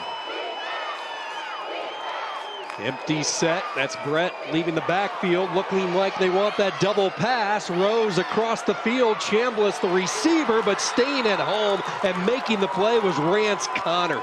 Man, that takes a lot of discipline. And Connor not biting on the second pass attempt today from Rose. And it's a first down and more if Rance Connor doesn't stay home. This is a great individual effort from number 12, the junior from Miami, Florida. He's had a lot of stops. Was at Louisville, East Carolina. And a great individual effort there from Rance Connor to get his defense off the field. Connor has big game experience. You talked about his 2 years with Louisville, spent last year with East Carolina. He was part of the Cardinals bowl game back in 2021. The First Responders Bowl, had 4 tackles and the loss to Air Force. Line drive punt by Sawson, and look at this puppy roll inside the 10 down to the 8. Beautifully done by Ethan Sawson. A 50-yard punt pins Valdosta State deep in their own end when we return to McKinney.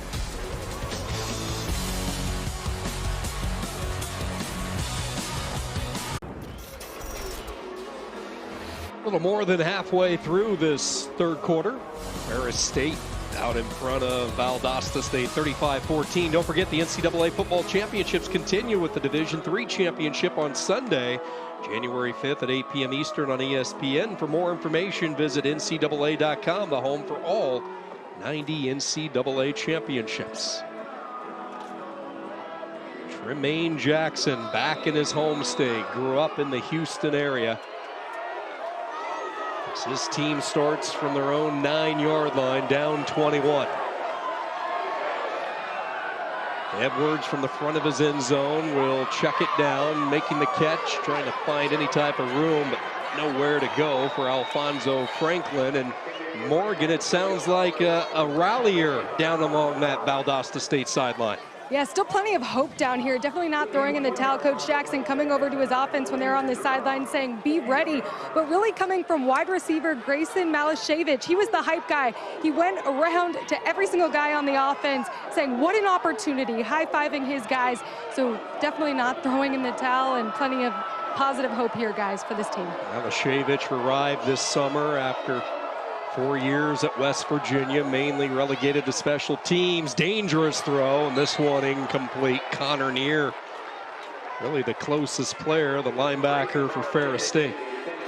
Connor Neer all over that play design. Malashevich, the target on the spot route. And for all the positive momentum that it sounds like has been created, That is likely squashed if they cannot come up with a pickup here on 3rd and long. Victor Nelson, Tim Allen, Tyrone Fowler, the 3 down linemen. They have Saipa Ia up at the line of scrimmage as well. 3rd down and 9. They bring that delay blitz off the edge. Room to run for Edwards. Hasn't done a lot of it today, and he is hit. The ball popped free. It's scooped up by Fowler for the Ferris State touchdown.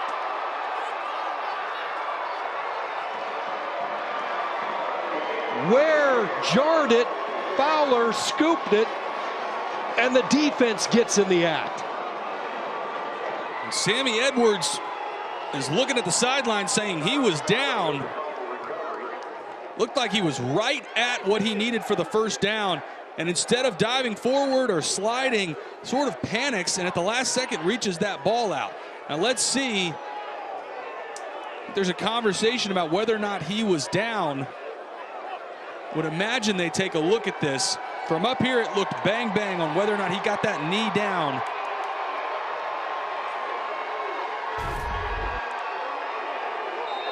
This is the spot as he extends the ball out.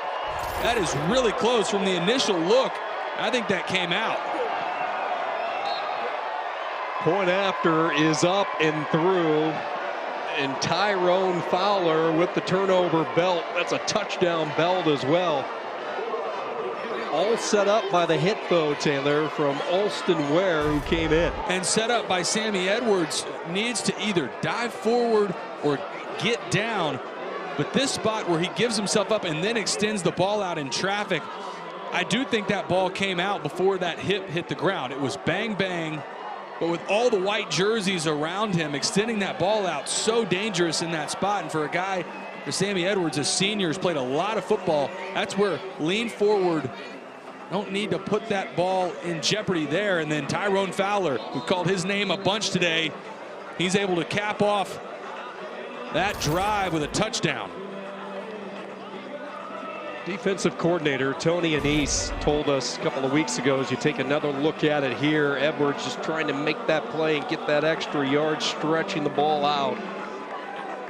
A couple of Bulldogs had a chance to get it on the deflection. Madison was there, and he kind of knocked it over to Fowler's arms, who took it from there. And you know, you talk to Tony Anise and some of these defensive coaches, they said Fowler, without a doubt, the most gifted guy they have on the defensive side of the football. He can use his hands. He has that twitch that you can't coach, extremely long arms. He looks the part. And he is playing the part this afternoon. Hester on the return, and he is cut down shy of the 25. And that's also just the 5th turnover of the season. And for a team that otherwise plays generally very clean football in Valdosta State, have not been able to create the takeaways that they needed. We knew the turnover margin was going to be huge in this game. Valdosta State typically doesn't turn the ball over. Ferris State came into this game with 23 turnovers. And I think the combination of the physicality from Ferris State and their ability to take care of the football, those are the 2 big factors in why they're sitting here with a 42-14 lead. What did Tony Anise tell us yesterday when we sat down with him? He thought his team played perfect football in the earlier playoff games with both Central, Oklahoma, and Harding. Said he was disappointed the way they came out in the first half last week. But they have played nearly another round of perfect football here when the spotlight has been the biggest and the brightest. And after a delay of game for Valdosta State, I think you'd say the exact opposite for Valdosta State. Not playing anywhere near their best today. A team that, after their win against Minnesota State, it felt like they really smothered Minnesota State. It ended up being a 2-touchdown game, but it felt like it was never really that close. This has not been their best today. Hester picks up 4 yards, running behind his center, Will Flowers, the first-team All-American. And I thought it was interesting from Coach Sinise yesterday that he talked about the FBS, the expanded 12-team playoff, that in these runs where you have to win 4 or 5 games to win a national championship, you're not going to have your best for all of them. You're going to have a game where you're down and you've got to figure out a way to win. And he thought that was going to be last week against Slippery Rock, where they didn't have their best but found a way to win. No snap again. There's been a few of those. Edwards just nowhere to go with it. Now running for his life. He is being pursued by Allen, and now he lost the ball again, but he was along that sideline. Sure, they're going to rule this a fumble. Did not look like he was trying to make a pass. A lot of the fumble where it's third down. And that's exactly what they're going to say there, as you heard our referee Dwight Niebling. Tim Allen having himself a day. And that's exactly who it is, number 21 in pursuit. And I agree, Sammy Edwards trying to get rid of this ball, but that gets swatted out by Tim Allen. A fumble at that spot.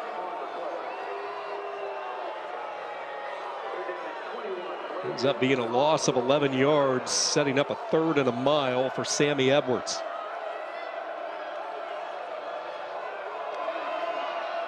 They rush for, bad snap, and down he goes back at the 2. Sefa Saipa-Ia finishes off the senior quarterback. It's gone from bad to worse for Valdosta State. After the fumble that pushes them back, another snap from Will Flowers that's really dribbled along the ground, and Saipa-Ia right there for the major tackle for loss.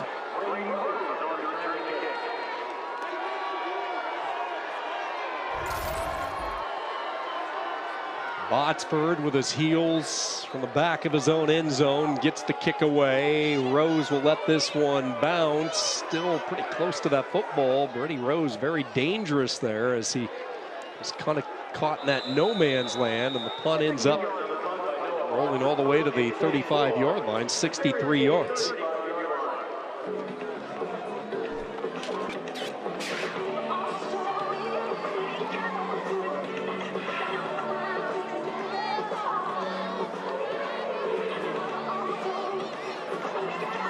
Tony Anise in this Ferris State program. It's interesting when you look at Anise, he has won his last 12 Division II playoff games when he is on the sideline. Now keep in mind, he was not on the sideline last year when they were ousted in the first round by Grand Valley State. Serving a 1-game suspension that was to be served in the playoffs, and back on the sidelines, and an outcome that he's used to when Tony Anise is coaching football for this Ferris State team, and that is winning football games. Year 12, keep in mind, this is a program that had not been to the playoffs since 1996 when Anise took over in Big Rapids, guided them to back-to-back titles in 21 and 22. He won 3 high school state championships. He spent 22 years coaching high school football in the state of Michigan between Montrose, Pioneer, Jenison High School, and Muskegon, where he won his state titles. O'Brien makes the catch up to the 49. Morgan. Well, quarterback Trinidad Chambliss told me that Coach Anise knows how to motivate him in game. He said he can be tough at times, but at the end of the day, it's really all love from Coach Anise. And he said, that's why I came to Ferris State, that love and culture from the coaching staff, the teaching and development, and you can really feel that love and brotherhood on this sideline right now, guys, with a big lead. Boy, you certainly can. And what did he say, Morgan, yesterday? He loves the player development. He likes to have these players in this program 4, 5, even in some cases 6 years. You build that relationship like you do when you coach a high school football team. And that's what most coaches that have been in this profession for or even half as long as Coach Anise has, that's what they grew up in this profession, was having guys in their program for a long period of time and developing them. The game has obviously changed a ton at the FBS level with the portal, but even at this level, Division II, the portal is a huge part of this game. Good job that time, just dodging the bullet as Chambliss was under fire right away, but yet he's able to get that pitch. They use O'Brien in the running game as they unpile along that Ferris State sideline, setting up a manageable 3rd down as we hit a minute to go. And this game, going back to the portal, it's really 2 totally different philosophies between Coach Sinise and on the other side with Coach Anderson, or excuse me, Coach Jackson. This Valdosta State team, 60 new faces, a ton of transfers that came in. On the other side for Ferris State, you just talked about it being a program where they build their guys up. They want them to be here for 4 or 5 years and really develop their talent. Quick hitter by Chambliss right up the middle for a first down. Ferris State will not have to take another snap if they don't want to. Melting away this clock, extending their lead in this third quarter.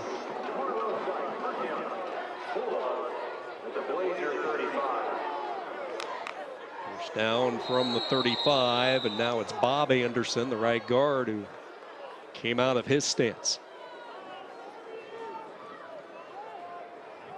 False start, number 74, offense.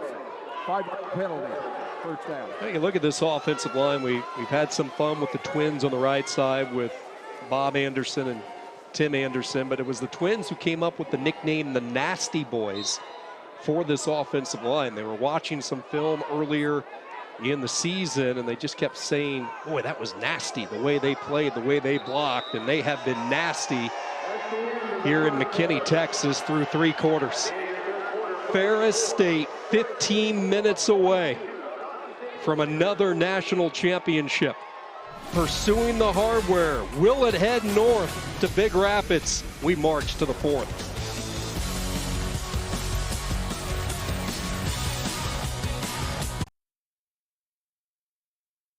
Here with head coach Tony Annese. Coach, 15 minutes away from your 3rd national championship. What did you tell your team inside that huddle? Well, I don't know if you caught that. I'm mad at my quarterback because he won't run the ball as much as I want him to run the ball. But just finish the thing, you know. I want to score here, and then I'd feel really comfortable. But until then, you know, I'm just going to be grinding this out for 15 more minutes. So hopefully we finish this drive, and we're in good field position. And then, you know, that really put a tough spot on them. Thank you so much, Coach. Thank you.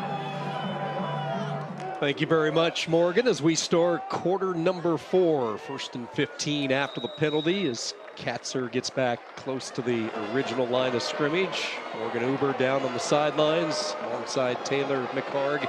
Sean Kinney, welcome you back to McKinney, Texas, where it's been all Ferris State today. And even leading by 28, we talked about the love that Annese has. The coach-player relationship, sometimes, Taylor, it can be tough love. That's some of the best love you get as a player. And that it's honesty. I mean, that's exactly what, you have no doubt in that huddle, that's exactly what he was telling his quarterback.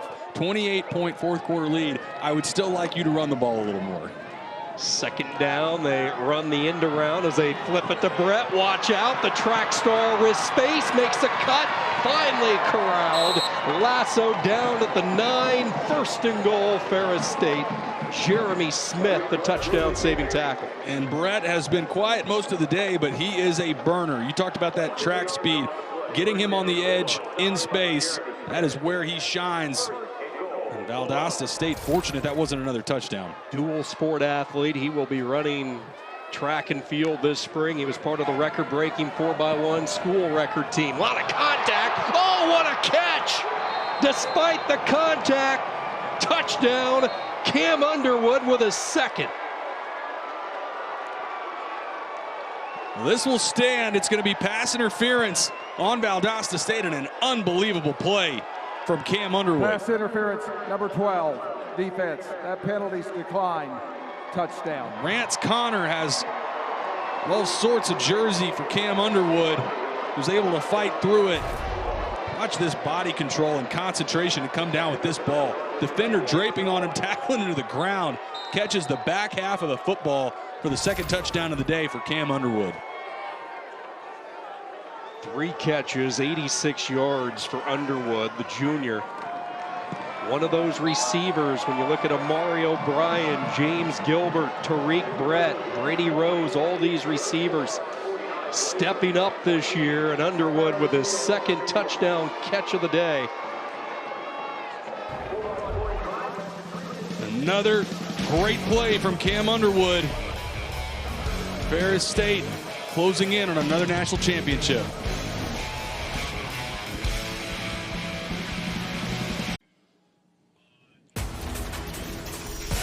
Welcome back to McKinney ISD Stadium here in McKinney, Texas, where Ferris State is inching closer to yet another national championship. 49-14, they lead it over Valdosta State. Bulldogs won it back-to-back years in 21 and 22. Harding won the title last year, knocking out Colorado School of Mines. You see Valdosta State, 2019 national champion, but firmly in control. Tony Anise in this program in Big Rapids, where they love their football. Had a chance to go up there last weekend, and right as you pull into that tiny community, one of the first signs you see as you pull in from the highway is the Proud Football National Championship sign. Back-to-back years in 21 and 22, and a little more than 13 minutes away from adding that third title in 4 years. The college football playoff first round continues tonight, with Ohio State hosting Tennessee in Columbus at 8 Eastern on ABC and ESPN. The winner gets Oregon in the Rose Bowl quarters on January 1st. Now, what a great time of the year. Championship football, Division II here. We have the FCS semifinals taking place today, and then, of course, for the first time ever, the newly expanded 12-team college football playoff. Like a big win for North Dakota State today over their rival South Dakota State. A lot of good football on today. Edwards on first down. Franklin with his second catch today. Good pursuit by Ferris State. You know, today not indicative of the type of career that Sammy Edwards has had with Valdosta State and the relationship that he has built with Tremaine Jackson. This is a quarterback that very easily could have went somewhere else last year. He lost his top 2 receivers. He was learning his third offensive system in 3 years with the departure of the OC, but he said, no, I want to run it back with you, Coach Jackson, and try to win that national championship. Right back to the air and right back to Franklin, who struggles ahead up to the 35. We talked about the proud tradition for Ferris State, but same thing on the other side for, it's been dubbed Titletown, right, for Valdosta State. That's a program that has known winning for a long time, and all the coaches that have come before Tremaine Jackson, Hal Mummy, Mike Leach, some huge names in this sport have had stops at Valdosta State, and a special season. Looks like they're going to come up short today, but there's a ton of pride in that program from Valdosta, Georgia. Giro with the first down catch. You mentioned Mummy and Leach, and you know, there's so many great traditions with Valdosta State. Obviously, you talked about Titletown USA because of the success not just at Valdosta State, but also with the high school program in that town. But also the origin of the air raid and all that Mummy did when he took this program over. Well, he took over in '92. He led Valdosta State to their very first playoff burst in '94 and '96, the innovator of the air raid, and because of that, the national championship appearances and the nickname Titletown USA. 4 Division II crowns, and then we mentioned the high school is dominating the state of Georgia and this passionate fan base. Each and every year they expect the championship, and they want that hardware back in Titletown USA.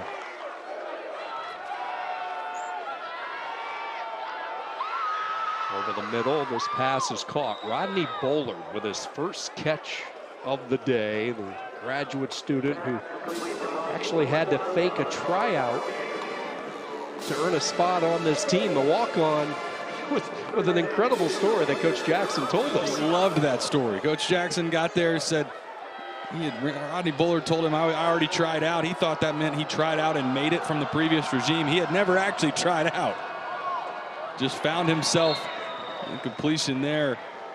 He had told the staff he was going to try out, didn't actually, and by the time Tremaine Jackson had taken over, Coach Jackson told us yesterday, said, I guess I had just put him on the team and show up, and he ends up our scout team receiver in 2022. He's tearing our defense apart, had a big growth year last year, and then this year exploded right on the cusp of a 1,000-yard season. Yeah, he had to sit out a year actually because he went from student to an NCAA football player just because of that quick, rapid ascension. And now on fourth down, the throw broken up. Jalen Jones got a hand on it. And the job that this Ferris State defense has done this afternoon, remarkable. Ryan Hodges and Tony Anise, the two defensive coordinators to slow down this offense to the tune that they have today. Just 237 yards for Valdosta State, plus the defense getting involved in the scoring with the Fowler touchdown. Remarkable effort. And just 123 yards through the air for Sammy Edwards, a guy that came in with over 3,000 yards passing, 30 touchdowns, just 2 interceptions. But he has had a hard time today. That pass rush for Ferris State has been in their backfield almost all game. Steady dose now of this ground game as they will start to work on the clock with Katzer. This year marked a nation-leading 10th straight trip to the playoffs for Ferris State. 29-12 over the past decade in these playoff games. And you talked about a year ago, Ferris State and head coach Tony Anise missing that first round or really second round playoff game after having to serve the suspension from the previous season. You wonder what that run would have looked like had he been a part of that. But looking like a 3rd national championship in 4 years. Just a remarkable run for Ferris State. He made it crystal clear to us what he thought that run would have looked like last year had he been on the sideline. As you see O'Brien move the sticks and a first down.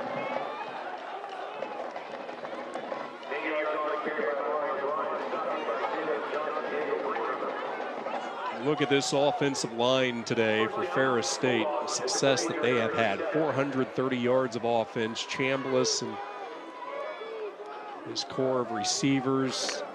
Katzer as that running back. And this offensive line, I thought, really set the tone really from the opening bell on that opening drive. On the opening play, in fact, pulling around your big guard from the right side, Bob Anderson, from that play on that quarterback counter. Trinidad Chambliss going for a big gain, first play of the game. They have not let off the gas the rest of the way. And we'll go back to it. I keep saying this. You and I felt like it was going to be so important, this turnover battle coming into this game. 23 turnovers coming into this game for Ferris State, and they have avoided that completely today. Had one fumble that was on the ground that they recovered, but they have played a really clean brand of football today. Air-free football. And the boys from Big Rapids using all of this play clock, and now some movement up front. Just as we were bragging up the offensive line, somebody got a little bit too eager. Tony Anise showing some of that tough love there. Number 52, offense, 5-yard penalty, second down. Isn't that how it always goes? Start bragging on one unit or one side, and that's exactly where you get playing a clean brand of football, and then there's a false start. But it really has been, for that offensive line specifically, felt like coming into this game that they could run the football effectively. That was the one area that maybe a little bit lopsided, the offensive line for Ferris State versus the front of Valdosta State. And man, they have answered the challenge. This offensive line anchored by their left tackle, Bryce George. They swing it out over that left side. This is Katzer, pushed out of bounds at the 32. You look at George at tackle, big number 79, the junior from Detroit. He had a special moment this year, had a chance to go back and play in his home city as it was part of a 2-day game because of some lightning and rain. Went to Wayne State, beat them 27-14. This is a young man that was a tight end in high school, but he tore his ACL the summer before his senior year, which Coach Anise told us probably cost him some Division I opportunities. He moved from tight end to tackle, and he has been an anchor, a first-team all-conference ever since. Straight drop, and Chambliss unable to connect with O'Brien. And from what we see, just thinking forward into the 2025 season, there are still a lot of key pieces. You never know what happens in this era of college football with the transfer portal, but for Coach Anise, who's talked a lot about being a program builder, wanting to keep guys in place for 4 or 5 years, there are a number of key pieces of this team. Katzer still has eligibility. Trinidad Chambliss obviously could come back if he wants. Most of this offensive line, really all of the offensive line, all 5 starters could come back next year if they want. 4th down and short, ball batted up right into the hands of Chambliss. He follows his 2 blockers, and an exclamation point here for Ferris State. It's been that type of day. I was just about to say, if there is a play that embodies how this game has gone for both sides, it's that play right there. This should have been a ball batted down. Valdosta State getting back on the field on offense. Instead, great instincts from Trinidad Chambliss. Catch his own pass out of the air and able to get vertical and pick up the first down. The Purdue transfer, Hudgens, got a hand on it, and Chambliss knew what to do with it as it landed right back in his lap. And a curtain call for Trinidad Chambliss, and his day is done as he has exited this lineup, greeted by hugs along the Ferris State sideline. Young man who won the starting job out of camp was splitting reps on a 50-50 basis with Chase Golker. Golker broke his leg back in week 2, and ever since it's been all Chambliss and the relationship between the student and the teacher.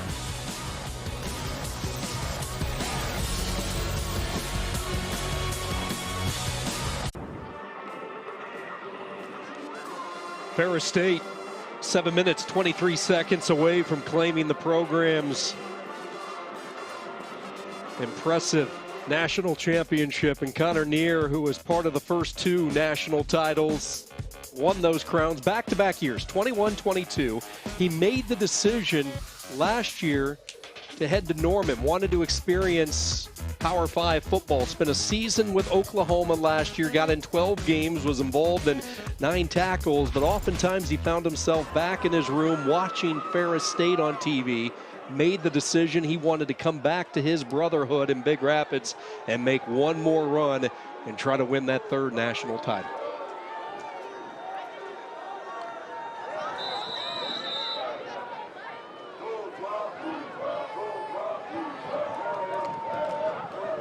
Sean Mumfield is the new quarterback in the game as he swings it out.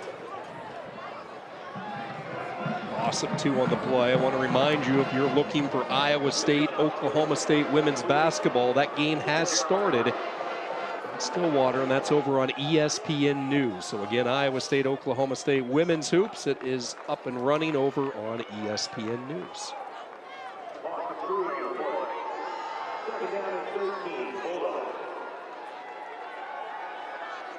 It is pretty special what Ferris State has built, you know, throughout this run. And you hear a story like Neer, who was experiencing football in one of the biggest stages, as you see a Hearn crack his way up to the 20-yard line. Yet, even after all the emotion, stress of a Big 12 football game, he would find himself really captivated, still attached to his friends, his brothers at Ferris State, and then making that decision to rejoin. Well, that connection, you see the emotion from Trinidad Chambliss, but that connection that you have to your guys and your teammates, if you're in one spot for that long and you have those runs, it's not just that they had some success. His 2 first seasons, they won national championships, and love the honesty that Coach had with us about him and his return back to Ferris State after having that season at Oklahoma. Zach Ahern falling ahead for 3 yards. Ahern is one of those guys who was banged up earlier in the season. He has bounced around at Ferris State. He's played a number of different positions, but this year really found a home in that running back room. He arrived on campus as a quarterback. He was moved to the defensive side of the ball last year, but they needed some depth at running back, and getting a chance to get some carries here in this 4th quarter.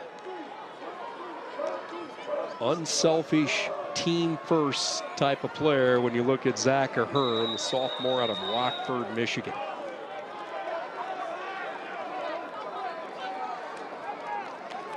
Fourth down conversion comes up short. Valdosta State to get the football when we come back. 5:19 to go here from McKinney. All Bulldogs.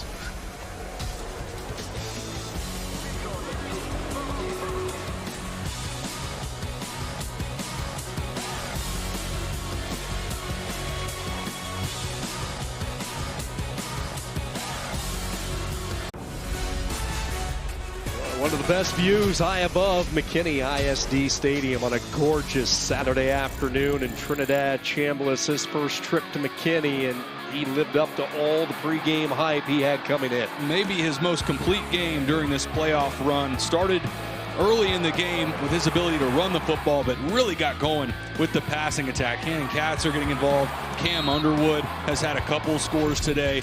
The second one incredibly impressive for Underwood. But how about this for Trinidad Chambliss? This leads all divisions of college football. 51 total touchdowns. An unbelievable season from Trinidad Chambliss. A couple of rushing touchdowns today now gives him 12 points this afternoon, which ties him for the most points scored in Ferris State history. The 150 points now tied with Chris Poliums, who did it back in '95.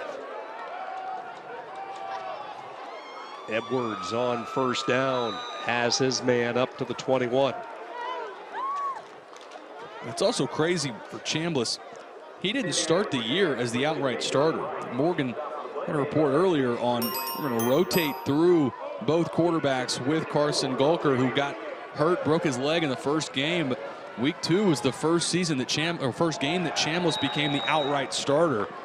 Unbelievable journey for him to go from rotating quarterback to third in Harlan Hill votes, outright leader in touchdowns in college football, and a national champion. He took the patient road to the opportunity to be in the everyday starter. As Hester unable to get the first down, he'll be stopped right at the line of scrimmage, but he used a red shirt in 21. He then followed with a medical red shirt in 22. So as Ferris State was winning those national championships, he was not actively a part of the games. He was helping out in the practices, and he made it a point. He wanted to say, I'm one of those reasons that we have these national championship rings, and he has certainly done that as Valdosta State converts on fourth down. And for Valdosta State, obviously coming up short today, and there is a ton of pride in that program and the past success that they've had, but it wasn't that long ago. 2 years ago in Tremaine Jackson's first season, 5-6, an underwhelming season. The ground that they've covered in the third season for Tremaine Jackson in this new regime with all the transfers, I think there's no question this program headed back in the right direction, back to their winning ways. I don't think there's any question. Expect to see Valdosta State back in the mix moving forward as long as Tremaine Jackson's at the helm. You know, it's a really good point. You look at Jackson, the third Blazer to win the National Coach of the Year in Division II, and you look at his background. Keep in mind, he left a pretty good FBS job 5 years ago at Texas State to take a D2 coaching job in a place, in a state really he had no connections. He went out to Grand Junction, Colorado, spent a couple of seasons out there, went 10-3, and then that phone call in December of 21 that really changed his trajectory and made the decision to come to Valdosta State after Gary Goff had left to become the new coach at McKinney State. And in a span literally of about 4 or 5 days in December, he went from Colorado coaching at Colorado Mesa to becoming the head man at Valdosta State. And he had a vision for it. He had watched the Division II National Championship back in 21. Said, man, it'd be interesting. Wouldn't that be a fun opportunity to be able to coach at Valdosta State? Next thing he knows, then the next week, he's on a plane to Valdosta, Georgia, interviewing in person, and the rest is history. Edwards underneath, and a diving catch is made by Bullard. Jackson told us the special relationship he has with former athletic director Herb Reinhardt, longtime AD who recently retired, and it was Reinhardt who hired Jackson, and those two had special words last week after they clinched the spot in this afternoon's finals. Reinhardt believed in him, believed in all he stood for and what he could do with this program. 3rd down and 6. Edwards at the last second will dump it off, and struggling ahead, Jalen Jones the tackle, but 2nd and 3rd effort should give the Blazers the first down as Hester moves the sticks and we hit the 2-minute timeout.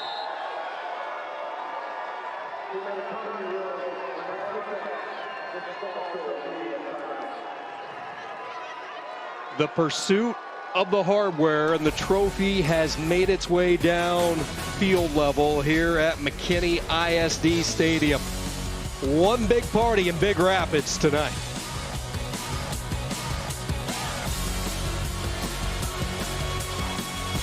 Mania continues on Monday with 2 more games. We head to some colored turfs for bowl action on Monday. Coastal Carolina with the teal, they host UTSA at Brooks Stadium in Conway, South Carolina. And then it's off to the blue. Boise, Idaho, the setting, the famous Idaho Potato Bowl.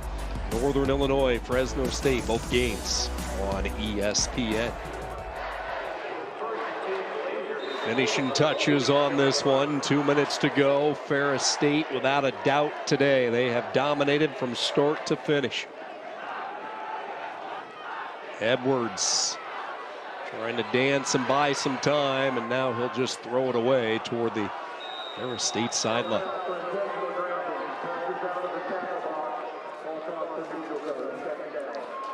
After our game, jump over to ESPN Plus for our NCAA Championship Trophy presentation down on the field. Morgan Uber will be up on that stage. She'll be talking to Coach Anise as you see the presentation take place. Ferris State capturing their 3rd title in the last 4 years. Sideline pattern, that's Wright who makes the catch. Out of bounds at the 32, pickup of 11 and a first down. In the direction of the ice on the field in that area. Had a couple Gatorade bats. Not one yet that we've seen for Coach Anise. I think Ferris State still saving that one.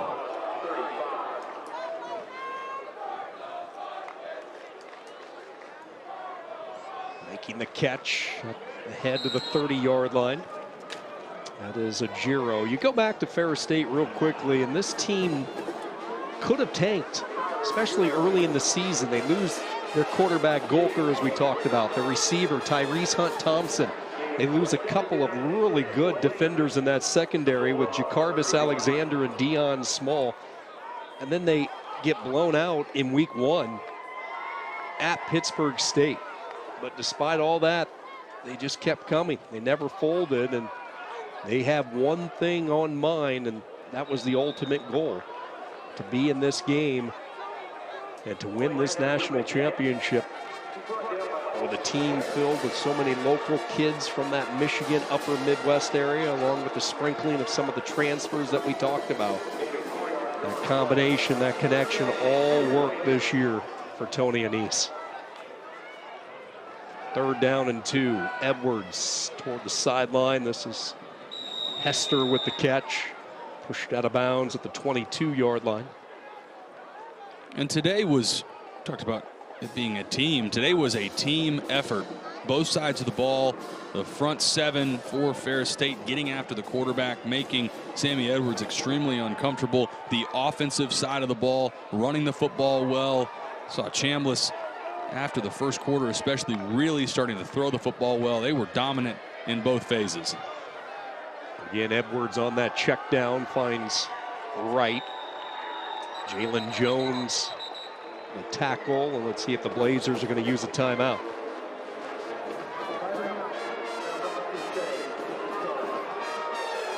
Timeout, Valdosta State, as they battle to the bitter end here.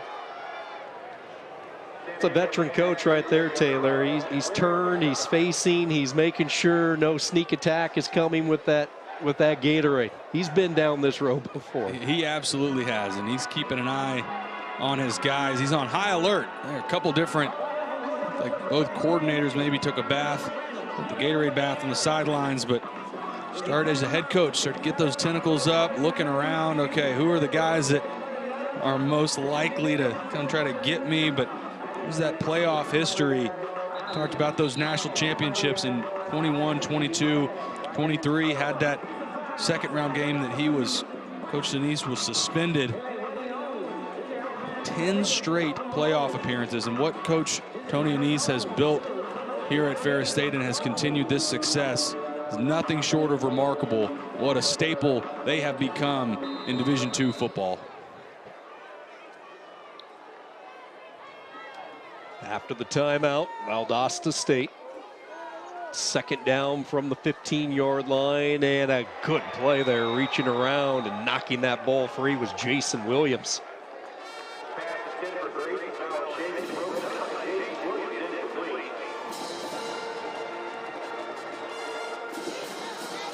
Valdosta State overcame so much this year. Hurricane Helene forced them away from their home. They were without power for a good 6 or 7 days. Program that brought in so many new faces, and the rise of Tremaine Jackson, a name to keep an eye on over the next few years, and what he does with this roster in the offseason moving into 25. And Coach Jackson was very honest with us about completely embracing the transfer portal and the opportunities that are out there, and the opportunities now, especially that these rosters have been cut down or will continue to be cut down to 105 guys. There are guys from FBS level, FCS level, who are not going to have a home, and this is a spot with Coach Tremaine Jackson. They understand the landscape right now and have embraced bringing in guys and understanding roster turnover. They'd love to send Sammy Edwards off with a touchdown pass, and that one nearly intercepted. Ware got his hands on it. Fortunate that one was not picked off. Second down. You said it a minute ago, Sean, to the bitter end. Coach Tremaine Jackson, Valdosta State trying to get one more score. 8 seconds left.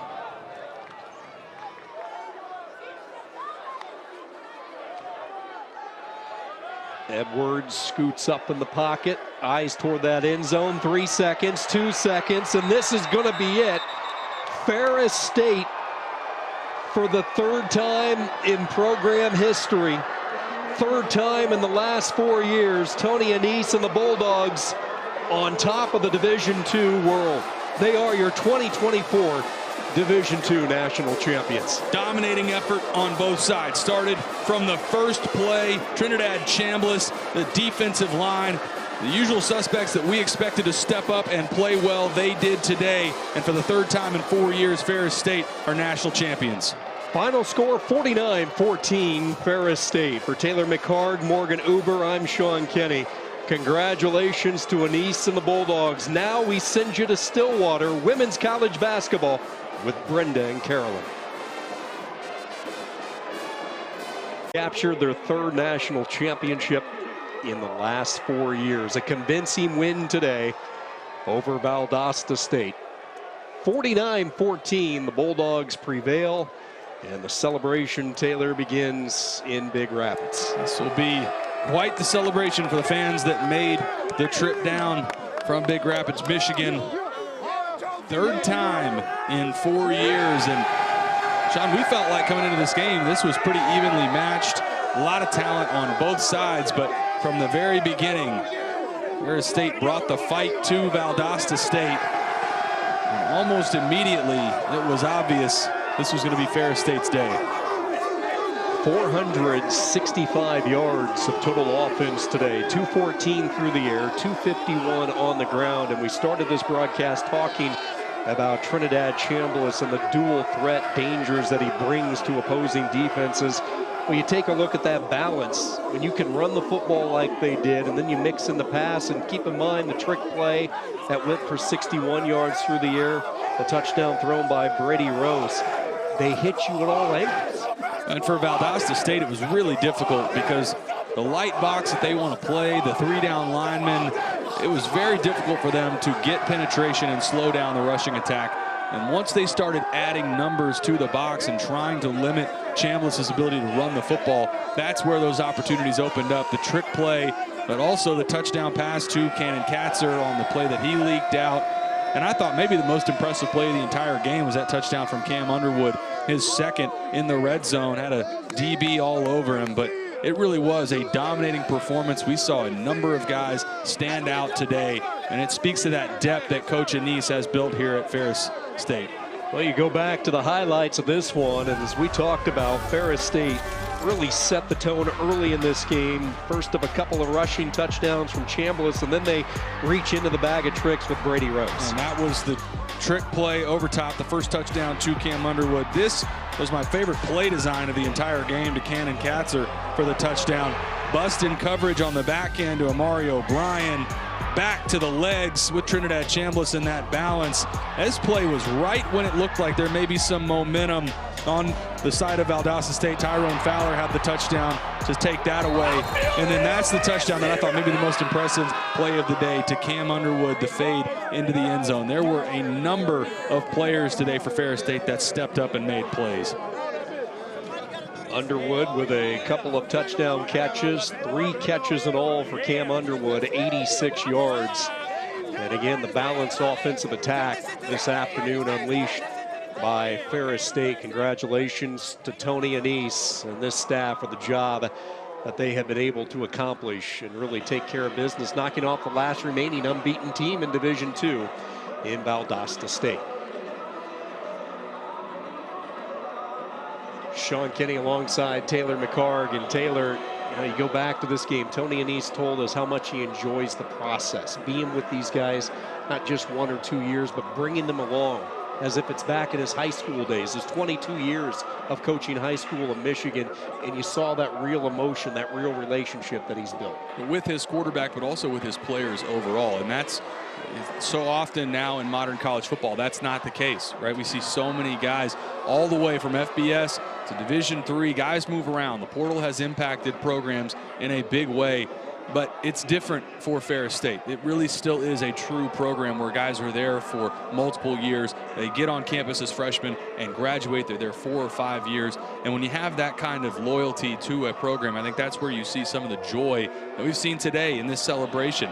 And it's also a big reason why they've won 3 championships out of the last 4 years. They trust the process. You look at Trinidad Chambliss and his route to becoming the starter and becoming one of the top quarterbacks in Division II football. He sat on the bench the first couple of years, and you talk to him, he says he wouldn't have changed a thing. Those 2 years were so crucial for him and his development. But that mindset in this era of college football is rare. It is rare, and it is encouraging if you're a Ferris State fan that he's coming back next year. I think for Chambliss, that's the biggest thing for Ferris State. Having him back, Katzer back, the offensive line. You've got all these different pieces that can still build on the success. And they had the slow start this year. They lost their opener. They had an injury at quarterback. Next season, all of that changes with so much returning depth. And I think that's, if you're a Ferris State fan, with all this success, there's still a ton to be excited about. You ready for some trophy presentations? Absolutely. This is the fun time. If you're Ferris State, we swing it down to the field with Morgan Uber. What a scene here in McKinney, Texas right now for Ferris State. Right now, to present the trophy to Ferris State and head coach Tony Anise, we have Dennis Francois, the Division II chair for the football committee, here to present the trophy. Dennis? Give it to him. Give it to the man. On behalf of the NCAA Division II Football Committee, I want to present the National Championship Trophy to Ferris State University and Coach Tony Anise.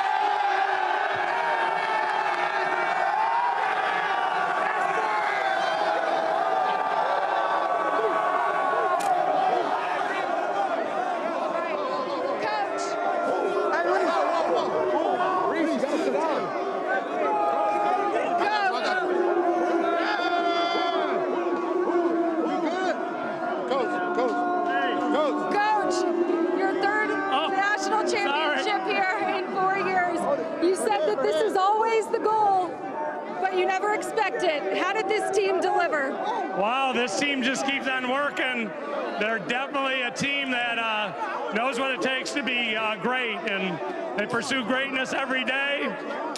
We lost our first game, and we just kept on pursuing greatness, and at the end, this is what happens. Your quarterback, Trinidad Chambliss, 5 touchdowns today on the day, becoming the leader in all levels of college football, accounting for TDs.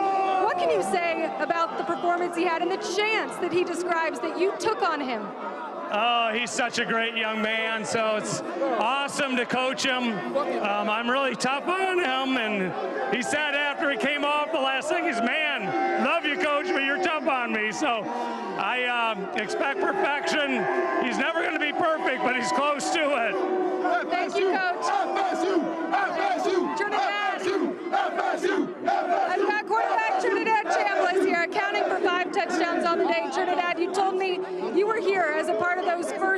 national championship runs, but you weren't able to contribute. Today, you lead this team to a victory. What did it take? Man, this team's special, man. Ever since summer workouts in August, and they doubted us versus Penn State. After Penn State, everyone doubted us, and this team's so special, I couldn't be more proud of them. So we did it, man. Let's go. You talked about the trust in yourself and in your teammates. How did that trust pay off in this dominant performance today? Oh, it paid off. I got trust in these guys. They got trust in me. You know, this is the best team in the nation for a reason. They just worked so hard in the offseason. And any workout, they were there, man. So we just worked hard, and we're a great team. So I'm just so proud. To look around right now as you soak in this moment, what's going through your mind, Trinidad? Man, words can't describe how I'm feeling right now. I just got to thank everyone here. Bulldog Nation, man, we up, baby! Yeah!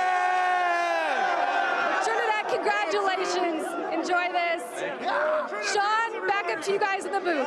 All right, great job down there, Morgan, and what a scene for Ferris State, Taylor. You look at this program, a convincing win against Valdosta State, a third national championship in 4 years. And all of that, just what stands out to me is the buy-in that they have in this program. And that's what you need to be sustainable, and that is why they've had that sustained success. 3 championships in 4 years. What Coach Anise and his staff have built is remarkable. And Trinidad Chambliss, fantastic performance today. And I think there is a lot to still be excited about, even beyond this championship, if you're a Ferris State fan. Tony Anise talked about the relationships that you build. It's like taking a freshman up through a senior year in high school and you cry the moment he graduates. Well, guess what? The tears today, tears of joy, a national championship for Tony Anise and the Bulldogs of Ferris State. That's the story from McKinney, Texas. What a show they put on here. The Bulldogs, your national champions on a gorgeous Saturday afternoon here in McKinney, Texas. For Morgan Uber, Taylor McHargue, this is Sean Kenny saying so long from McKinney ISD Stadium, your 2024 Division II national champion, the Bulldogs of Ferris State. Happy holidays, everybody.